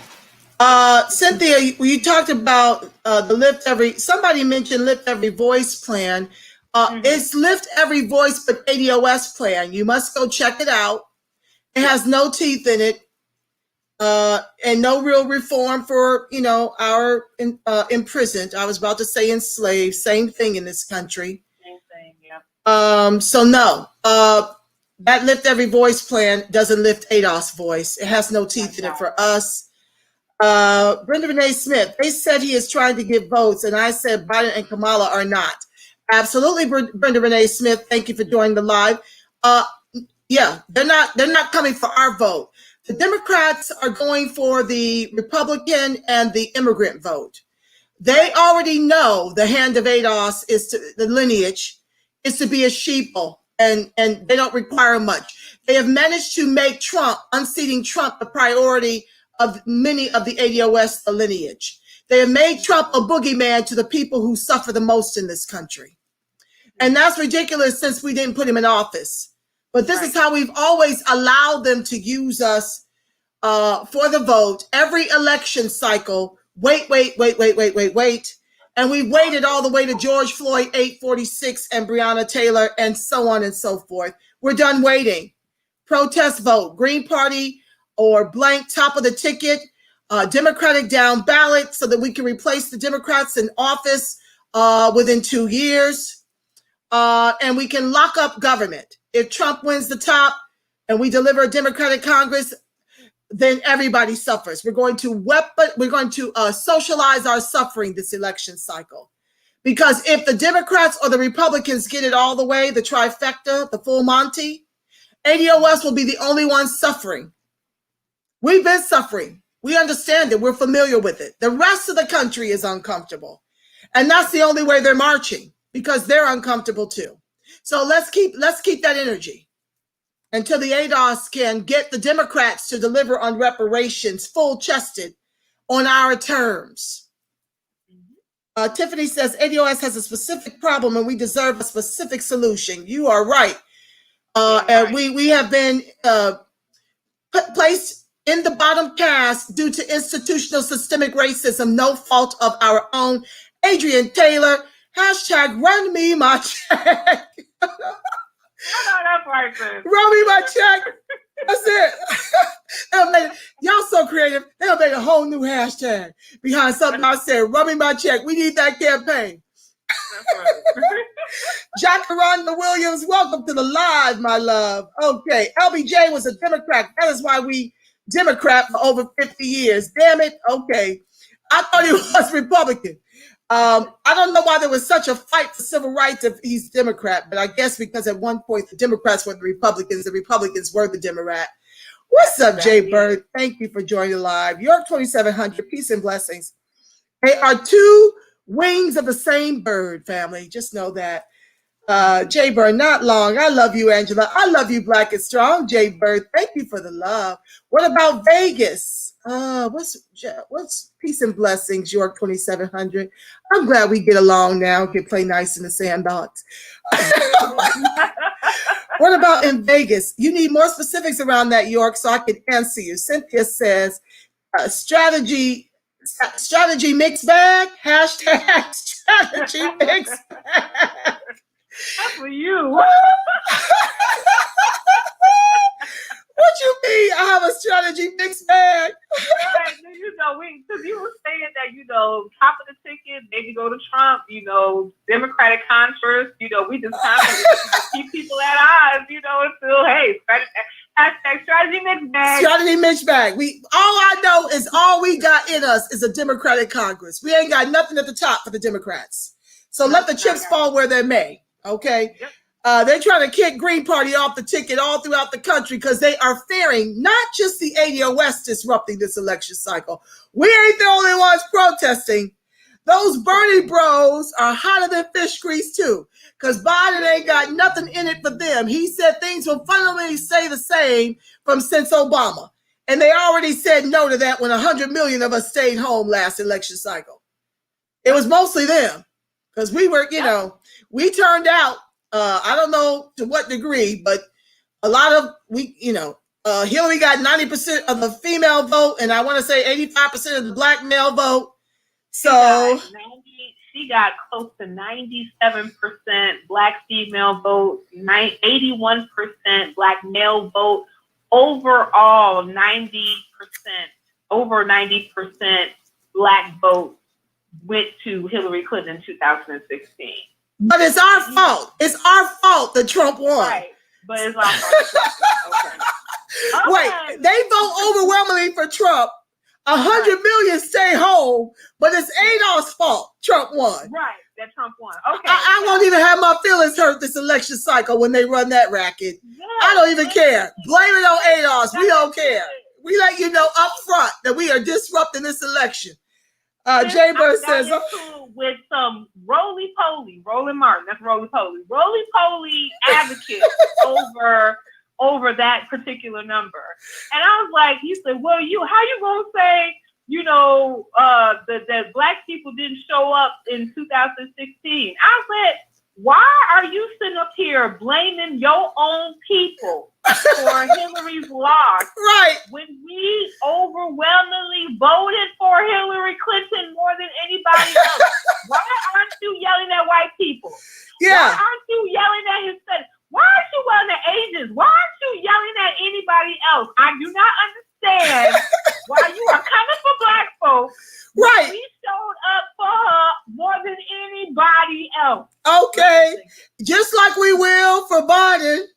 And 100 million of them white folks staying home. And so Trump is still going to get it. And of course, they're going to lose some black support. They're losing a lot more because we have been railing in on this Democratic down ballot, you know, leave it blank or Green Party top. We don't want the ballots to be thrown out, family. They're finding truckloads of ballots. So please be careful and know your Board of Election laws, okay? Jay Bird said he's so proud of me, period. Oh, thank you so much, family. I love y'all, Black and Strong. Thank you for your support. And just, y'all just make me, y'all are the wind beneath my wings. I tell you that all the time. Cynthia, you said Arthur just wrote a great post about state rules concerning rules with down ballot. That's wonderful. Where can we find that, Cynthia? You check out my baby on ADOS absolute.com. Oh, yes. ADOS absolute.com. He just did a fire post. Okay. A fire post called something. Hold on. I'm about to tell you what it is called. It's called The Proper Vote. And what he did was he broke down what the rules are per state when it comes to write-in restrictions. Okay. So like depending on, you know, because like, you know, as you stated already, Sister Angela, that depending on what state that you are and what your Board of Election rules are, you can, if you don't necessarily put anything in at the top of the ticket, or if it's blank or what have you, you might risk your ballot being thrown out. So it's important for you to really know what your state's rules are when it comes to voting. So, and like specifically for my state, Illinois, there are write-in restrictions. You know, like you can do a write-in at the top of the ticket, but write-in restrictions could be different things for different states. So if you don't want to risk your ballot being disqualified in any of these states, the restrictions themselves are laid out in politicians' deliberate deliberated and composed pseudo-legalese. So make sure that you find out exactly what your particular state, information is. I know for me, because there's writing restrictions and I could risk my ballot being thrown out if I write an ADOS at the top of the ticket or leave it blank or anything like that, I'm more likely probably going to vote green.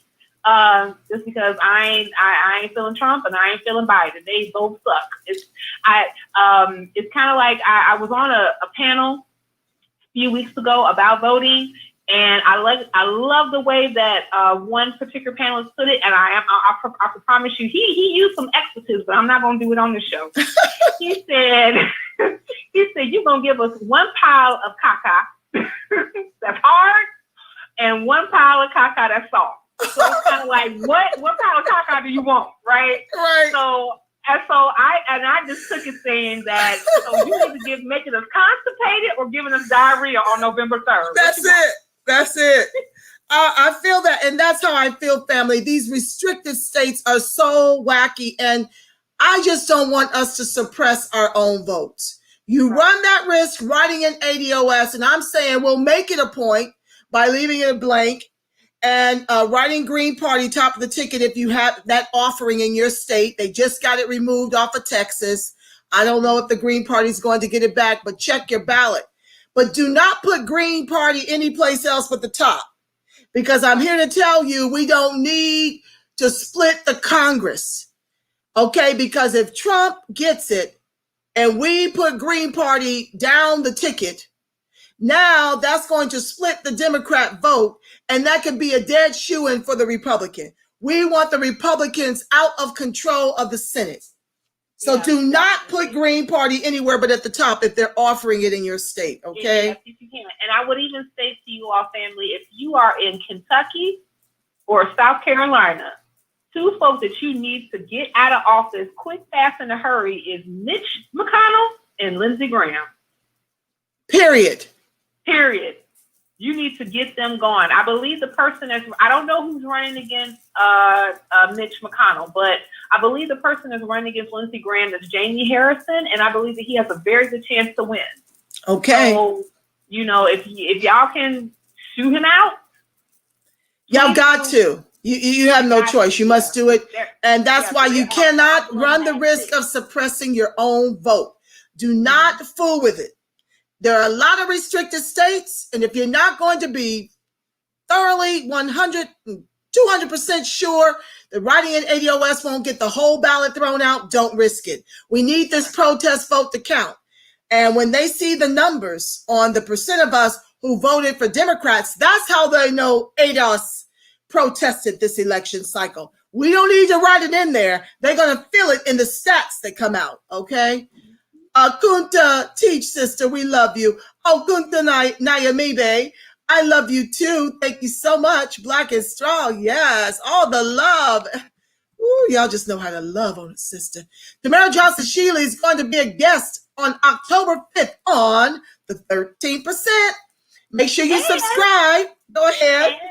And the 13% will be on Tamara Johnson Shealy show tomorrow morning, family. So check that out. Check that out. Tamara Johnson Shealy show. I think it's called Tamara for Georgia, isn't it?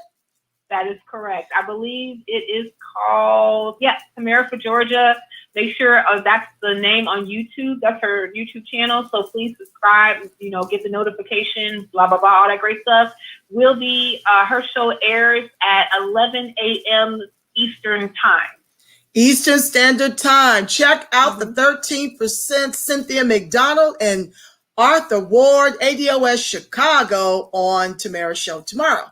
That's TamaraForGeorgia.com. Thank you, Taj Marie. Welcome to the live, my love. Thank you for typing that in there. TamaraForGeorgia.com to donate. And to volunteer. All of the above. Donate, support, volunteer, vote. York 2700 said, this is Babylon times. Man, it sure feels like it. Jay Bird, you are doing a wonderful job. Thank you, my love. Taj Marie, I'm down with submitting edits. Team, white supremacy plays both sides. So should we. Taj Marie, wonderful. Please inbox me at Angela Nirvana or Friends of ADOS TV or email me at ADOSSoCal1619 at Gmail, or Friends of ADOS TV at Gmail, and we can make sure you're included. Jaybird, Harlem 100, Cynthia. Oh, Dr. Darity will be on our show Monday. 13%. Yep, tune in. They've got the illustrious Dr. William Sandy Darity, Duke Professor, lead economist for the ADOS movement too, will be on the 13% Monday. What time, Cynthia? That would be I can't talk. 7 p.m. Central Daylight Time, 8 p.m. Eastern Time, 5 p.m. Pacific. But 5 p.m. Pacific, what is that? 6 p.m. Mountain. Okay. Yeah, all that. Absolutely. Cynthia says she did her census online. Donna Damali, love what ADOS is doing. Keep up the great work. Thank you, fam. While you're on that note, family, we need your help with AB 3121. All hands on deck, family.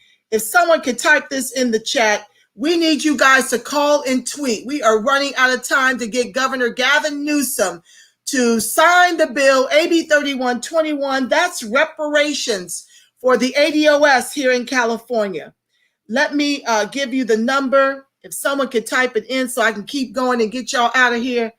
Call and tweet, quote, sign AB 3121 to make Native Black Americans, ADOS, and California whole for the sin of aiding and abetting slavery.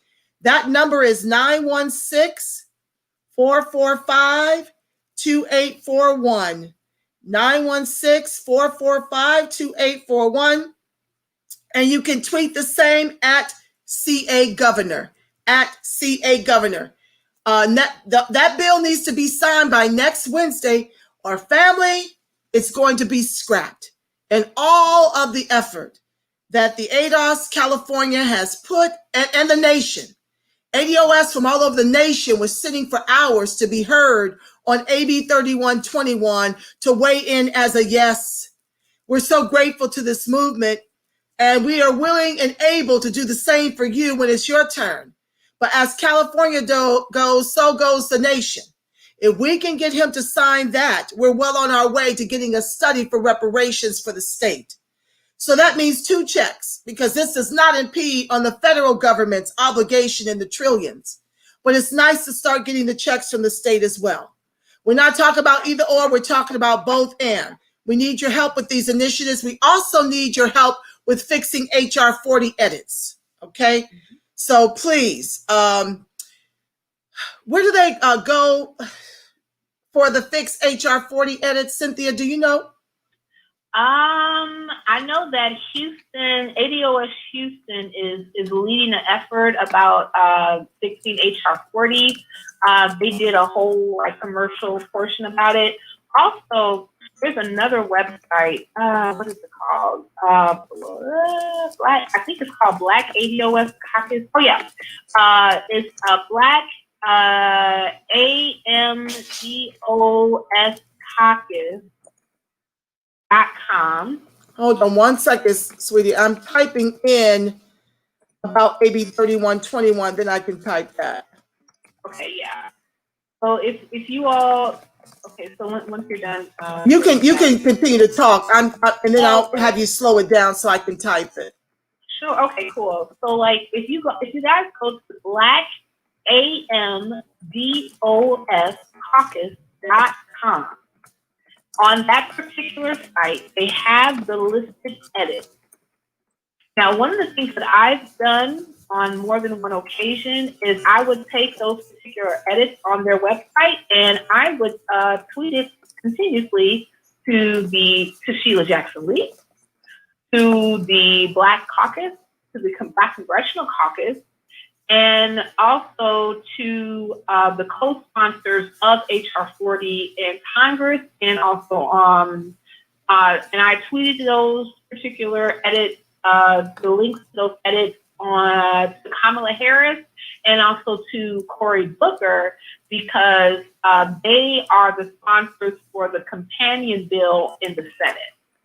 Okay, so slow that down. Fix HR 40. Where can they find more information to get involved in that campaign? So I believe one is on ADOS Houston website. Matter of fact, let me make sure that I get that because they've done a whole thing on HR 40 for ADOS Houston. So you can reach out to them. I know that they are on Twitter at ADOS Houston. Also, you can go to the Black AMBOS caucus.com. Is AMBOS all one acronym?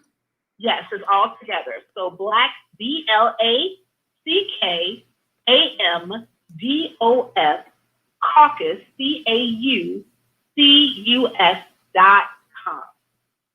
And they have the edits listed on their site. You can go to that particular site, pull up the edits, and I would just tweet the link until you just can't tweet it no more. And you're saying tweet the link to Sheila Jackson Lee? Mm-hmm. To Sheila Jackson hold on. Lee. To, slow down. Yeah. Sorry. That's okay.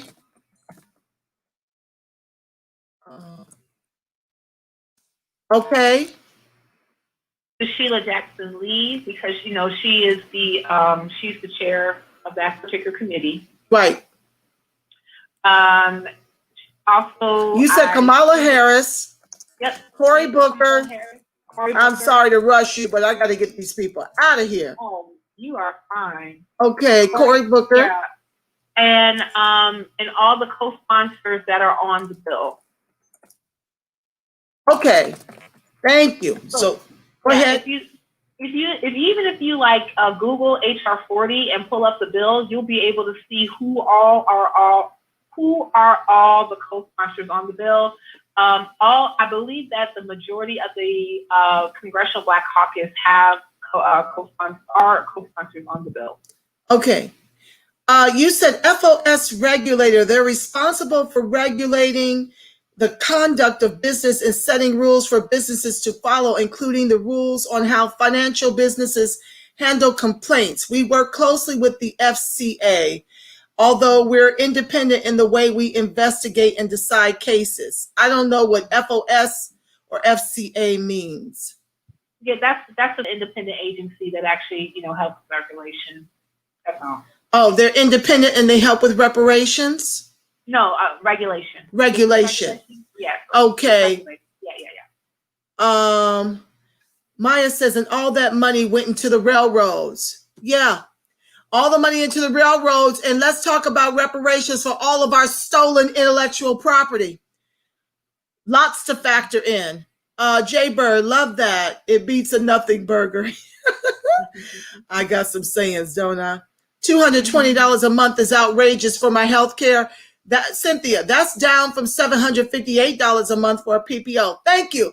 Okay, it's for the person who asked what is a PPO, it is Preferred Provider Organization. Okay? Preferred Provider Organization. That's what PPO stands for. Thank you guys for that. I didn't know. I just know that I get to choose my doctors and my specialists and I don't have to wait to be seen.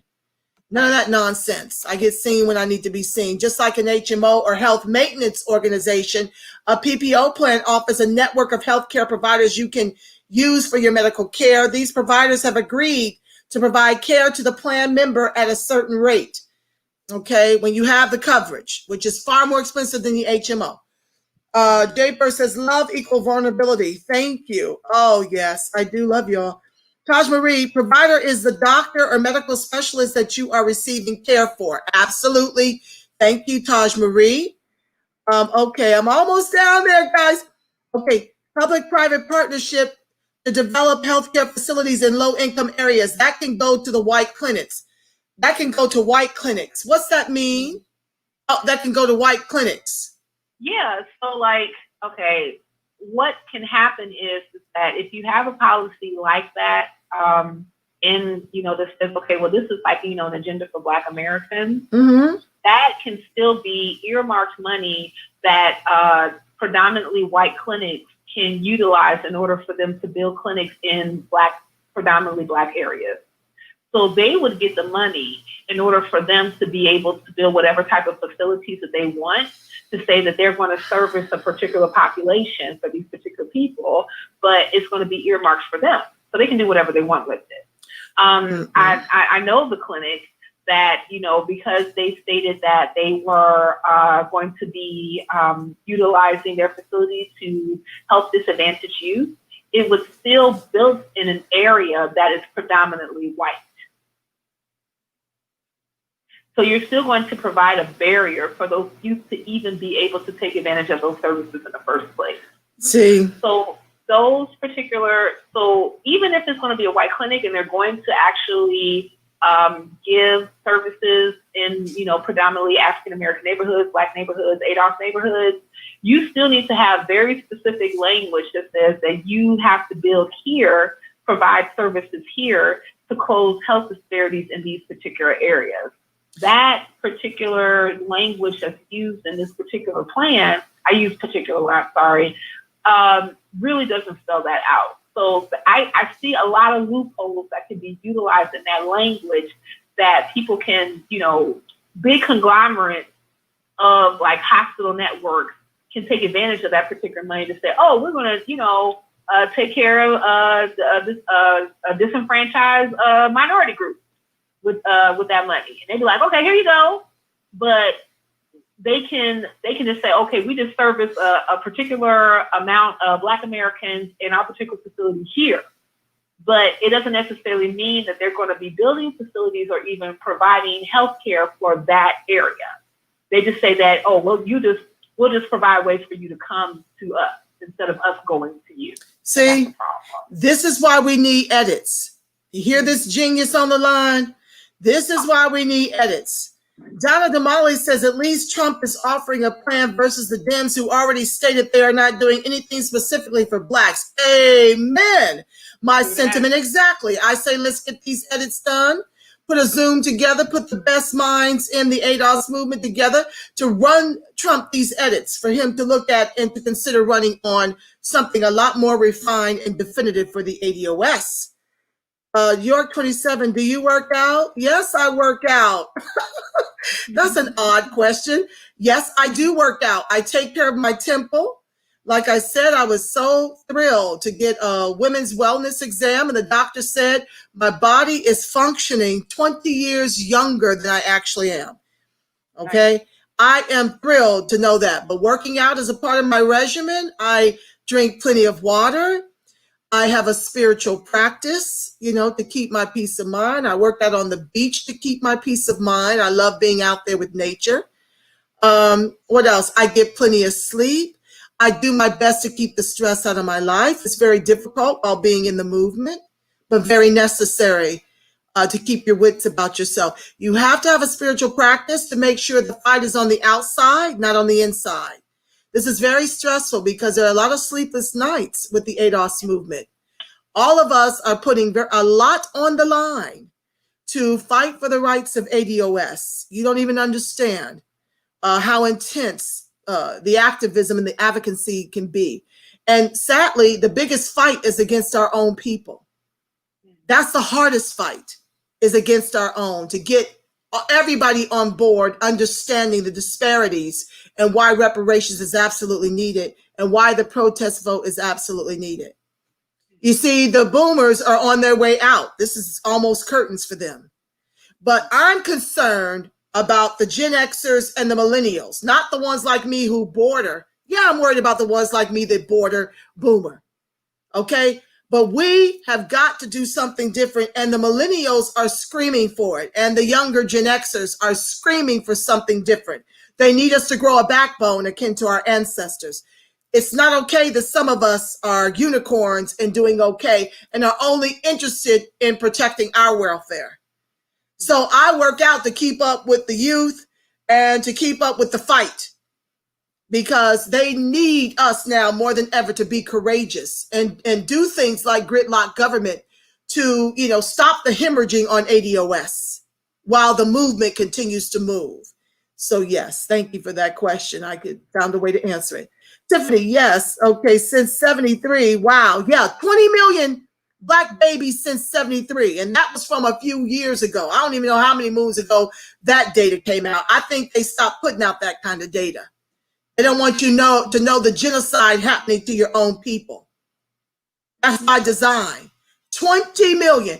We'd be at 55 million or more if we were made whole in terms of being American, in terms of resources to be American, right? Without the institutional systemic racism, equality in income, equality in job prospects and careers and education. We would be at more than that because the Hispanics have no problem popping babies out like popcorn.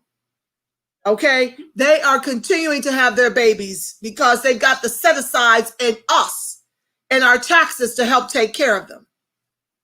While they, like I said, they rob us of resources, which makes it financially hard for us to have children. I've got one, and that's expensive. Yeah, buddy. I'd have definitely had more. Okay, I love our children. They're some of the most beautiful, brilliant minds in the world. The ADOS children, because they come from our ilk. And we've got the ancestors' DNA running through our veins. That's how we've survived it this long. But abortion is not a friend. And they drop that in our communities to keep us aborting because they cannot produce at the rates that we can. So yeah, don't give us abortion clinics. Run me my check. Run me my check, run my family their checks. That's how we become whole and can now go back to producing families like we once did. I'll be able to pay for my kid. I'll be able to pay for my kid. I don't have to choose between me eating or my child eating. Right, exactly. Because Black women are not going to have these babies and not be able to feed them.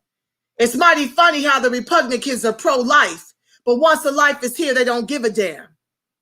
Yep. They'll rob from that mouth the way they robbed our mouths.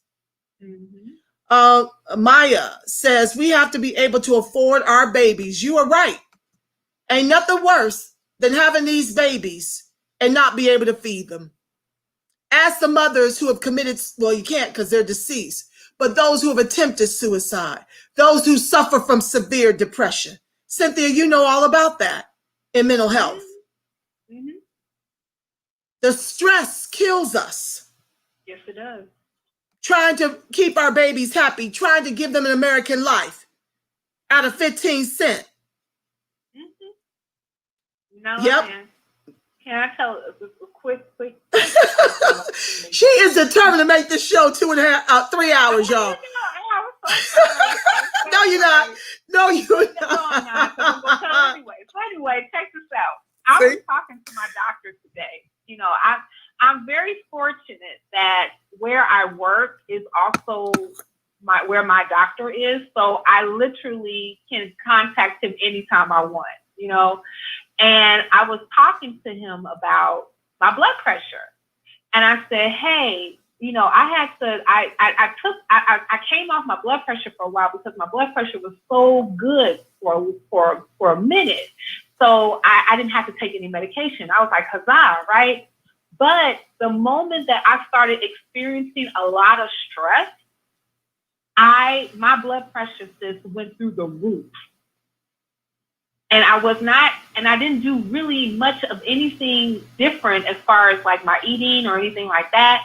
I just know that, like, you know, I had surgery, like I told you previously, a few months ago. And then I was kind of down for a while, but my blood pressure was still even killed. But even in the midst of that, you know, I experienced a lot of outside stressors and work stressors and movement stressors, right? Yes. And my blood pressure just went out of whack, right? So I ended up, you know, having to go back on medication. And then I said, you know what? After I had like one like event that just happened that just went like, I just can't take it no more. I left. Like, you know, that's why I said I ran away. And I kind of like, you know, went basically to an Airbnb for like 2 weeks, right? Just to kind of get my head together. Yes. And you know, when I came back home, then my blood pressure actually evened out. Well, this is why I love living in SoCal. Being surrounded by so much beauty and this nature, that's the way I decompress every morning or every moment I get an opportunity to get out there. I try to get out there every day. You must find a way to create what you ran off to for 2 weeks in your own environment. You must find a way. You must fight for your peace of mind so that your pressure doesn't go through the roof, so that you don't get all of these health maladies are stress related and stress induced. Oh yeah, most definitely. And that's when that let me know, like, this ain't food, this ain't grease, this ain't none of that, because I'm vegan. Right. So a lot of this has to do with just stress itself. Yeah. And I think the NPR even did like a whole like a podcast maybe like a few months ago about cracking on the inside. How we saw always like love to say like black don't crack, but we crack on the inside. Yes, we do. Of all the stress that we endure as a people. Yep. Spoke to a brother today. Looks like a pillar of health, and he had a heart attack. He's 54. Stress. So family, do everything you can in your power to preserve your body temple. And most of it's tied to your spiritual practice or a lack thereof. When I'm feeling out of whack, I know that I've got to go and meditate a little bit more and sit in the silence and be still and decompress and turn away from the news, whether it's on social media or mainstream. You must do everything you can to preserve yourself. All right, because you already know this. I'm atheist, but I'm also a practicing Buddhist. Right. So meditation. So I meditate. I chant. I love to chant. Chanting actually really helps me with my anxiety.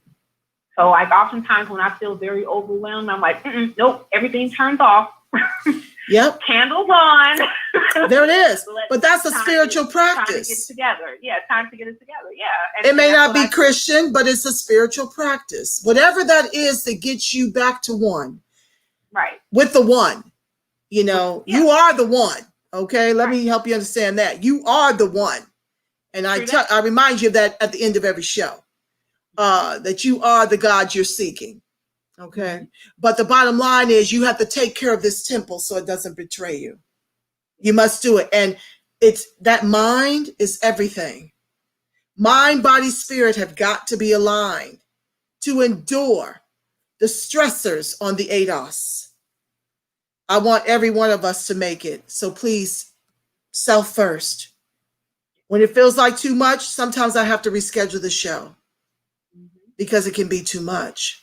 Yeah. Let me get through these comments. Exactly true. Tiffany says better medical care for ADOS is needed. Tiffany says miscarriages are classified as abortions. Inviable pregnancy that needs a DNC is called an abortion. If we had the best basic care and didn't live in food deserts, we could have healthier pregnancies. Absolutely, sis. I totally agree. Oh my God, the way they weaponized everything against us. Jay Bird talked about the Cubans. They're white. Most of these Latinx communities identify as white. Over 90%. Over 90% identify as white. So when they're marking that on the census, it helps white folks.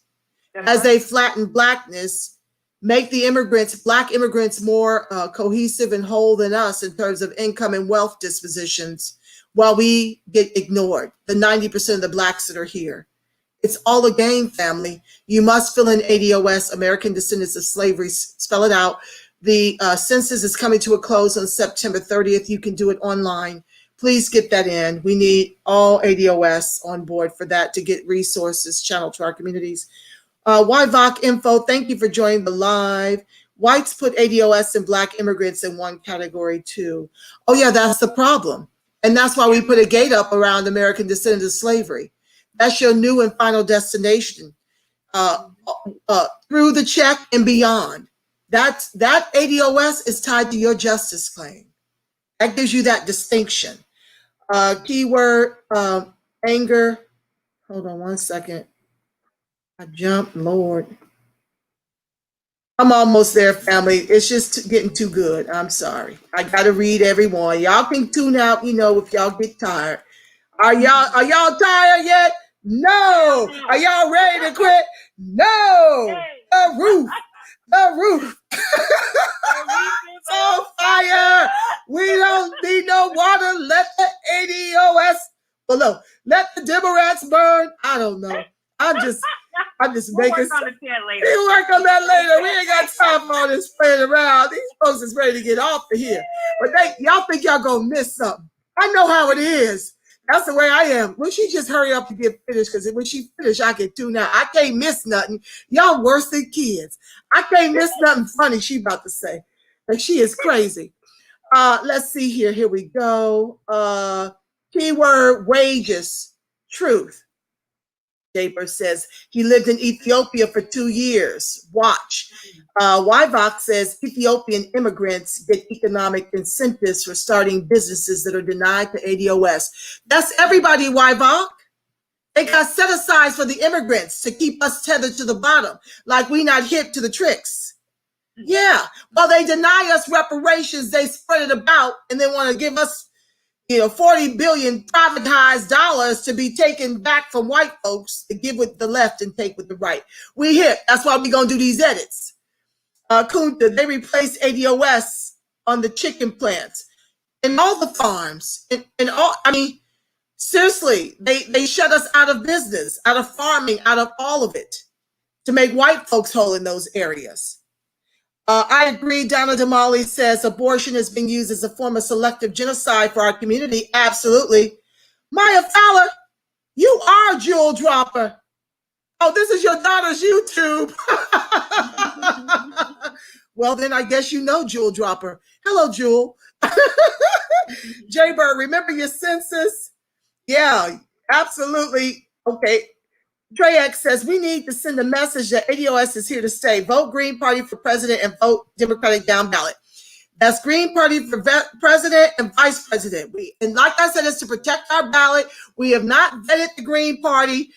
It's not that kind of party. That's a whole nother down the road, kind of situation where we'll see if that's a home for us. This ain't that. This is about disrupting an entire election cycle and locking down government so that we can replace Congress in 2 years. That's the strategy, family. We need one, and we need to weaponize our vote. That's the only commodity we've got. Okay, I'm not for opening the borders. We need to take care of ADOS first before we let anyone else in. Donna Damali is absolutely right. Cheap labor is what capitalists needs, Donna says. Absolutely. Beautiful words. Maya Fowler, my white Jewel, my white neighborhood got all kids of ish, got all kinds of ish for the citizens. Beautiful, but I can barely afford it. Yeah, this is what happens when we put our children in the white institutions too. They can't afford to be as American as them white kids. They there by the hair of their chinny chin chins. When the schools close down, they got to go back to the hood. They can't luxuriate in the slopes nowhere. Okay. Hassan Howell, welcome to the live.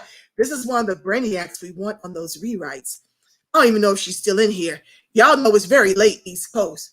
She might have jumped off. Green Party, top of the ticket, dim down ballot the rest of the way. Let's gridlock the system. Yay, family. Maya, on-the-job training works all day, every day. Yeah. They allow them to on-the-job train. And now Trump and Ivanka have come up with a condition to allow the white uneducated to get experience as a criteria for getting employment. Not the ADOS. Where are we going to get experience from with no social capital, with no businesses? Most of our businesses are sole proprietor. Right. That part. We want reparations, free education, free healthcare. Absolutely, Trey X ADOS. Visit ADOS101.com to find out all the other goodies we are insisting and demanding of the government. I just need some, Maya says, Jewel Dropper says, I just need some money for some widgets. Okay, my sister, I think you've been sending me some text on some gorgeous jewelry. You need to let us know where you're selling that jewelry, sis. You never told me. And we can spread that word and get folks patronizing your amazing business if that's your jewelry that you're creating. Donald Damali, from my experience, sometimes black cops are worse than white cops. Their color is blue. Big time. Big time. Having black cops in your neighborhood is not necessarily a bonus unless the community vets them and knows them. Right. And seriously, I mean, folks that live in the neighborhood need to vet everybody. Because I don't see many black cops standing up for when they are executing us, you know, by government sanction. I don't see a lot of black cops coming to our aid.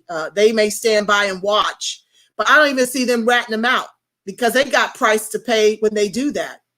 They'll make life miserable for the ones that rat them out. So it's tough. We need our own that live amongst us, that know us. Okay. To be in charge of keeping the community safe. But greater than all of that, we don't need no more abortion clinics. We don't need no more cops. We need education, jobs, healthcare, businesses, and homes. You get those 5 things, you do away with black on black crimes and murders. Done. Because we had those things when affirmative action was serving us. And we didn't have black on black crimes and murders as disproportionate as it's become. You got to give ADOS a reason to live and stop blaming them for their choices that are born out of institutional systemic racism. That's the thing I hate the most, that folks want to blame ADOS as if, you know, you're pretty much dog whistling to white supremacists, that it's okay for them to come to our communities to execute us because we're doing it to each other. Everything requires context, family. Everything has something back of why we got here. So don't you dare blame ADOS for what's happening in their communities. Yeah. The government made them poor, made them targets, made them turn on each other. And that's no different than when before the Irish became white. All these white mobs and murders and all kind of manner of thing. Before they were made white and given resources, our resources, as Europeans, they got access to all of our stuff. Cynthia just shared with you about the Homestead Act. 93 million benefited to that program. Yeah. Okay. Which is why slavery didn't happen the way we were taught. No, slavery didn't. Hold on. Right? Okay. Yeah, which is why slavery didn't happen the way we were taught. Yeah, we've been miseducated. Donna says Harris is the top cop. Yes, sweetheart. She's asking a question. She was a prosecutor out here. Okay. And she is responsible for imprisoning, of course, as a prosecutor, that's her job, which makes her ill-equipped, as well as Joe Biden, to be the president and the VP of this country. Who wants oppressors in charge of the country? Okay, y'all want to talk about Trump? Nobody can tell me what he's done more egregious than create laws to lock up 1 million black men in a new slavery. Someone cited 2 million of us. I don't know. All I know is that there's slavery in private prisons. And you guys think it's okay to run out and vote for this? More oppression because that's worse than Trump? Nobody can tell me anything other than he's racist and mean. Well, the Democrats are racist, even black white supremacists on that side. What did Obama do for you for 8 years? Right. Benign neglect. Okay. Maya says, Jewel says, sue them all. Ivanka and Jared already pre-selected. For what, sis? Uh-oh. You need to unpack that. I don't know what you're talking about, Ivanka and Jared. Oh, my God. That's abysmal. Jared owns a building in New York. And the numbers on that building is 666. Look it up. Y'all need to watch that Netflix special about Jared Trump. He is a beast the way he ran through and collected all the real estate in Manhattan to oppress the poor that were living in those buildings. He's a beast, just like the 666, the mark on his buildings. Trust and believe. Netflix. I can't recall the name of that movie, that documentary, but it's a whole series. Something about money. You can also find the Wells Fargo where the immigrants were outing what the upper level management was influencing them to do to rob the customers. I think opened up 2 million fake accounts and then 5,300 of them were fired. It's called Jared Kushner. The Netflix show is called Dirty Money. Dirty Money also has the Wells Fargo piece in there. Dirty Money. I'm writing it in here. Y'all got to go see about that beast. Dirty Money, Netflix. I'm typing in the chat. Y'all got to check them, and Wells Fargo are the two I need y'all to focus on. We may have to do a show and talk through the point of that show. It is horrific what these folks do in the name of money and how crushingly oppressive it is to ADOS. Okay, so Donna says 465,200 Black inmates in state or federal prisons. Okay, I don't know about that number. I think it's closer to 1 million, but let me know where you got that information, sis. Donna? Yeah, I would check that source because I thought that we were close to 1 million Black men. 1 million Black men. And she's talking about Black inmates collectively. That don't sound right. That sounds very low, fam. Donna Michele, okay. Erie Blackfire, love you. I love you, Black. Love you, Jay Bird. All the love. Okay, Asan. Hey, fam, Green Party or blank top of the ticket, dim down ballot. The rest of the way, we're going to gridlock and shut the system down. It's the only way, family. Talk later, Jay Bird. Thank you for joining the live. Gridlock this ish. Make them feel it. Absolutely. Okay, fix HR 40. We went over that. Okay. I think that's it finally. Oh, here we go. The red pillow or the red pill or the blue pill. Both are poison. There it is. Erie Blackfire. Good show tonight, I think he said. Dr. Dirty Edits. Okay. Hold on one second. Good night. Broadcast keeps freezing. And blessings to you, York 2700. I tweeted Governor Newsom. Thank you, Donna Damali. Stress will kill. Meditate daily. Yes, my love. Yes, they are grooming him for POTUS. Oh, my God. Oh, my God. Oh, my God. Were they grooming for POTUS?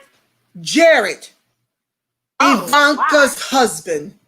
You guys have got to watch that movie because we have got to shut that all the way down. That is going to be, that is Armageddon under Jared. Can't stop, won't stop. That's right, Donna. Okay, my loves. I've detained you for close to 3 hours. I'm all talked out. I want to thank my surprise co-host, Cynthia McDonald, ADOS Chicago, and the 13%. Be sure to tune in tomorrow morning and Monday. You can find her on YouTube and Facebook. Also, I want to thank my co-hosts in the chat. You guys are just rich to me, and I'm so grateful for the exchange. Soon, I'm going to be able to take your calls like I took Cynthia. I just need to find a private line, a separate phone so I can have you guys call in.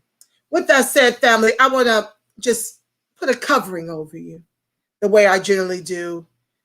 Yeah, I love y'all Black and strong. You know that.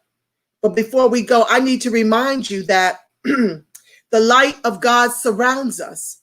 The love of God enfolds us. The power of God protects us. And the presence of God watches over us. Wherever ADOS and its allies are, God truly is, because, family, you are the face of God. You are the voice of God. You are the body temple of the Spirit of the living God. Until Sunday, family, at 6 o'clock, where I'll have to catch you up with 4 dead presidents, you make it a beautiful, God-inspired rest of your evening and weekend, and you go out here in this world and act like you know who you are. I love you, Black. I love you, strong. Peace, family. Ciao for now. Hey, Sam. Thank you, Cynthia. I'll talk to you soon. I'll be in touch about the edit.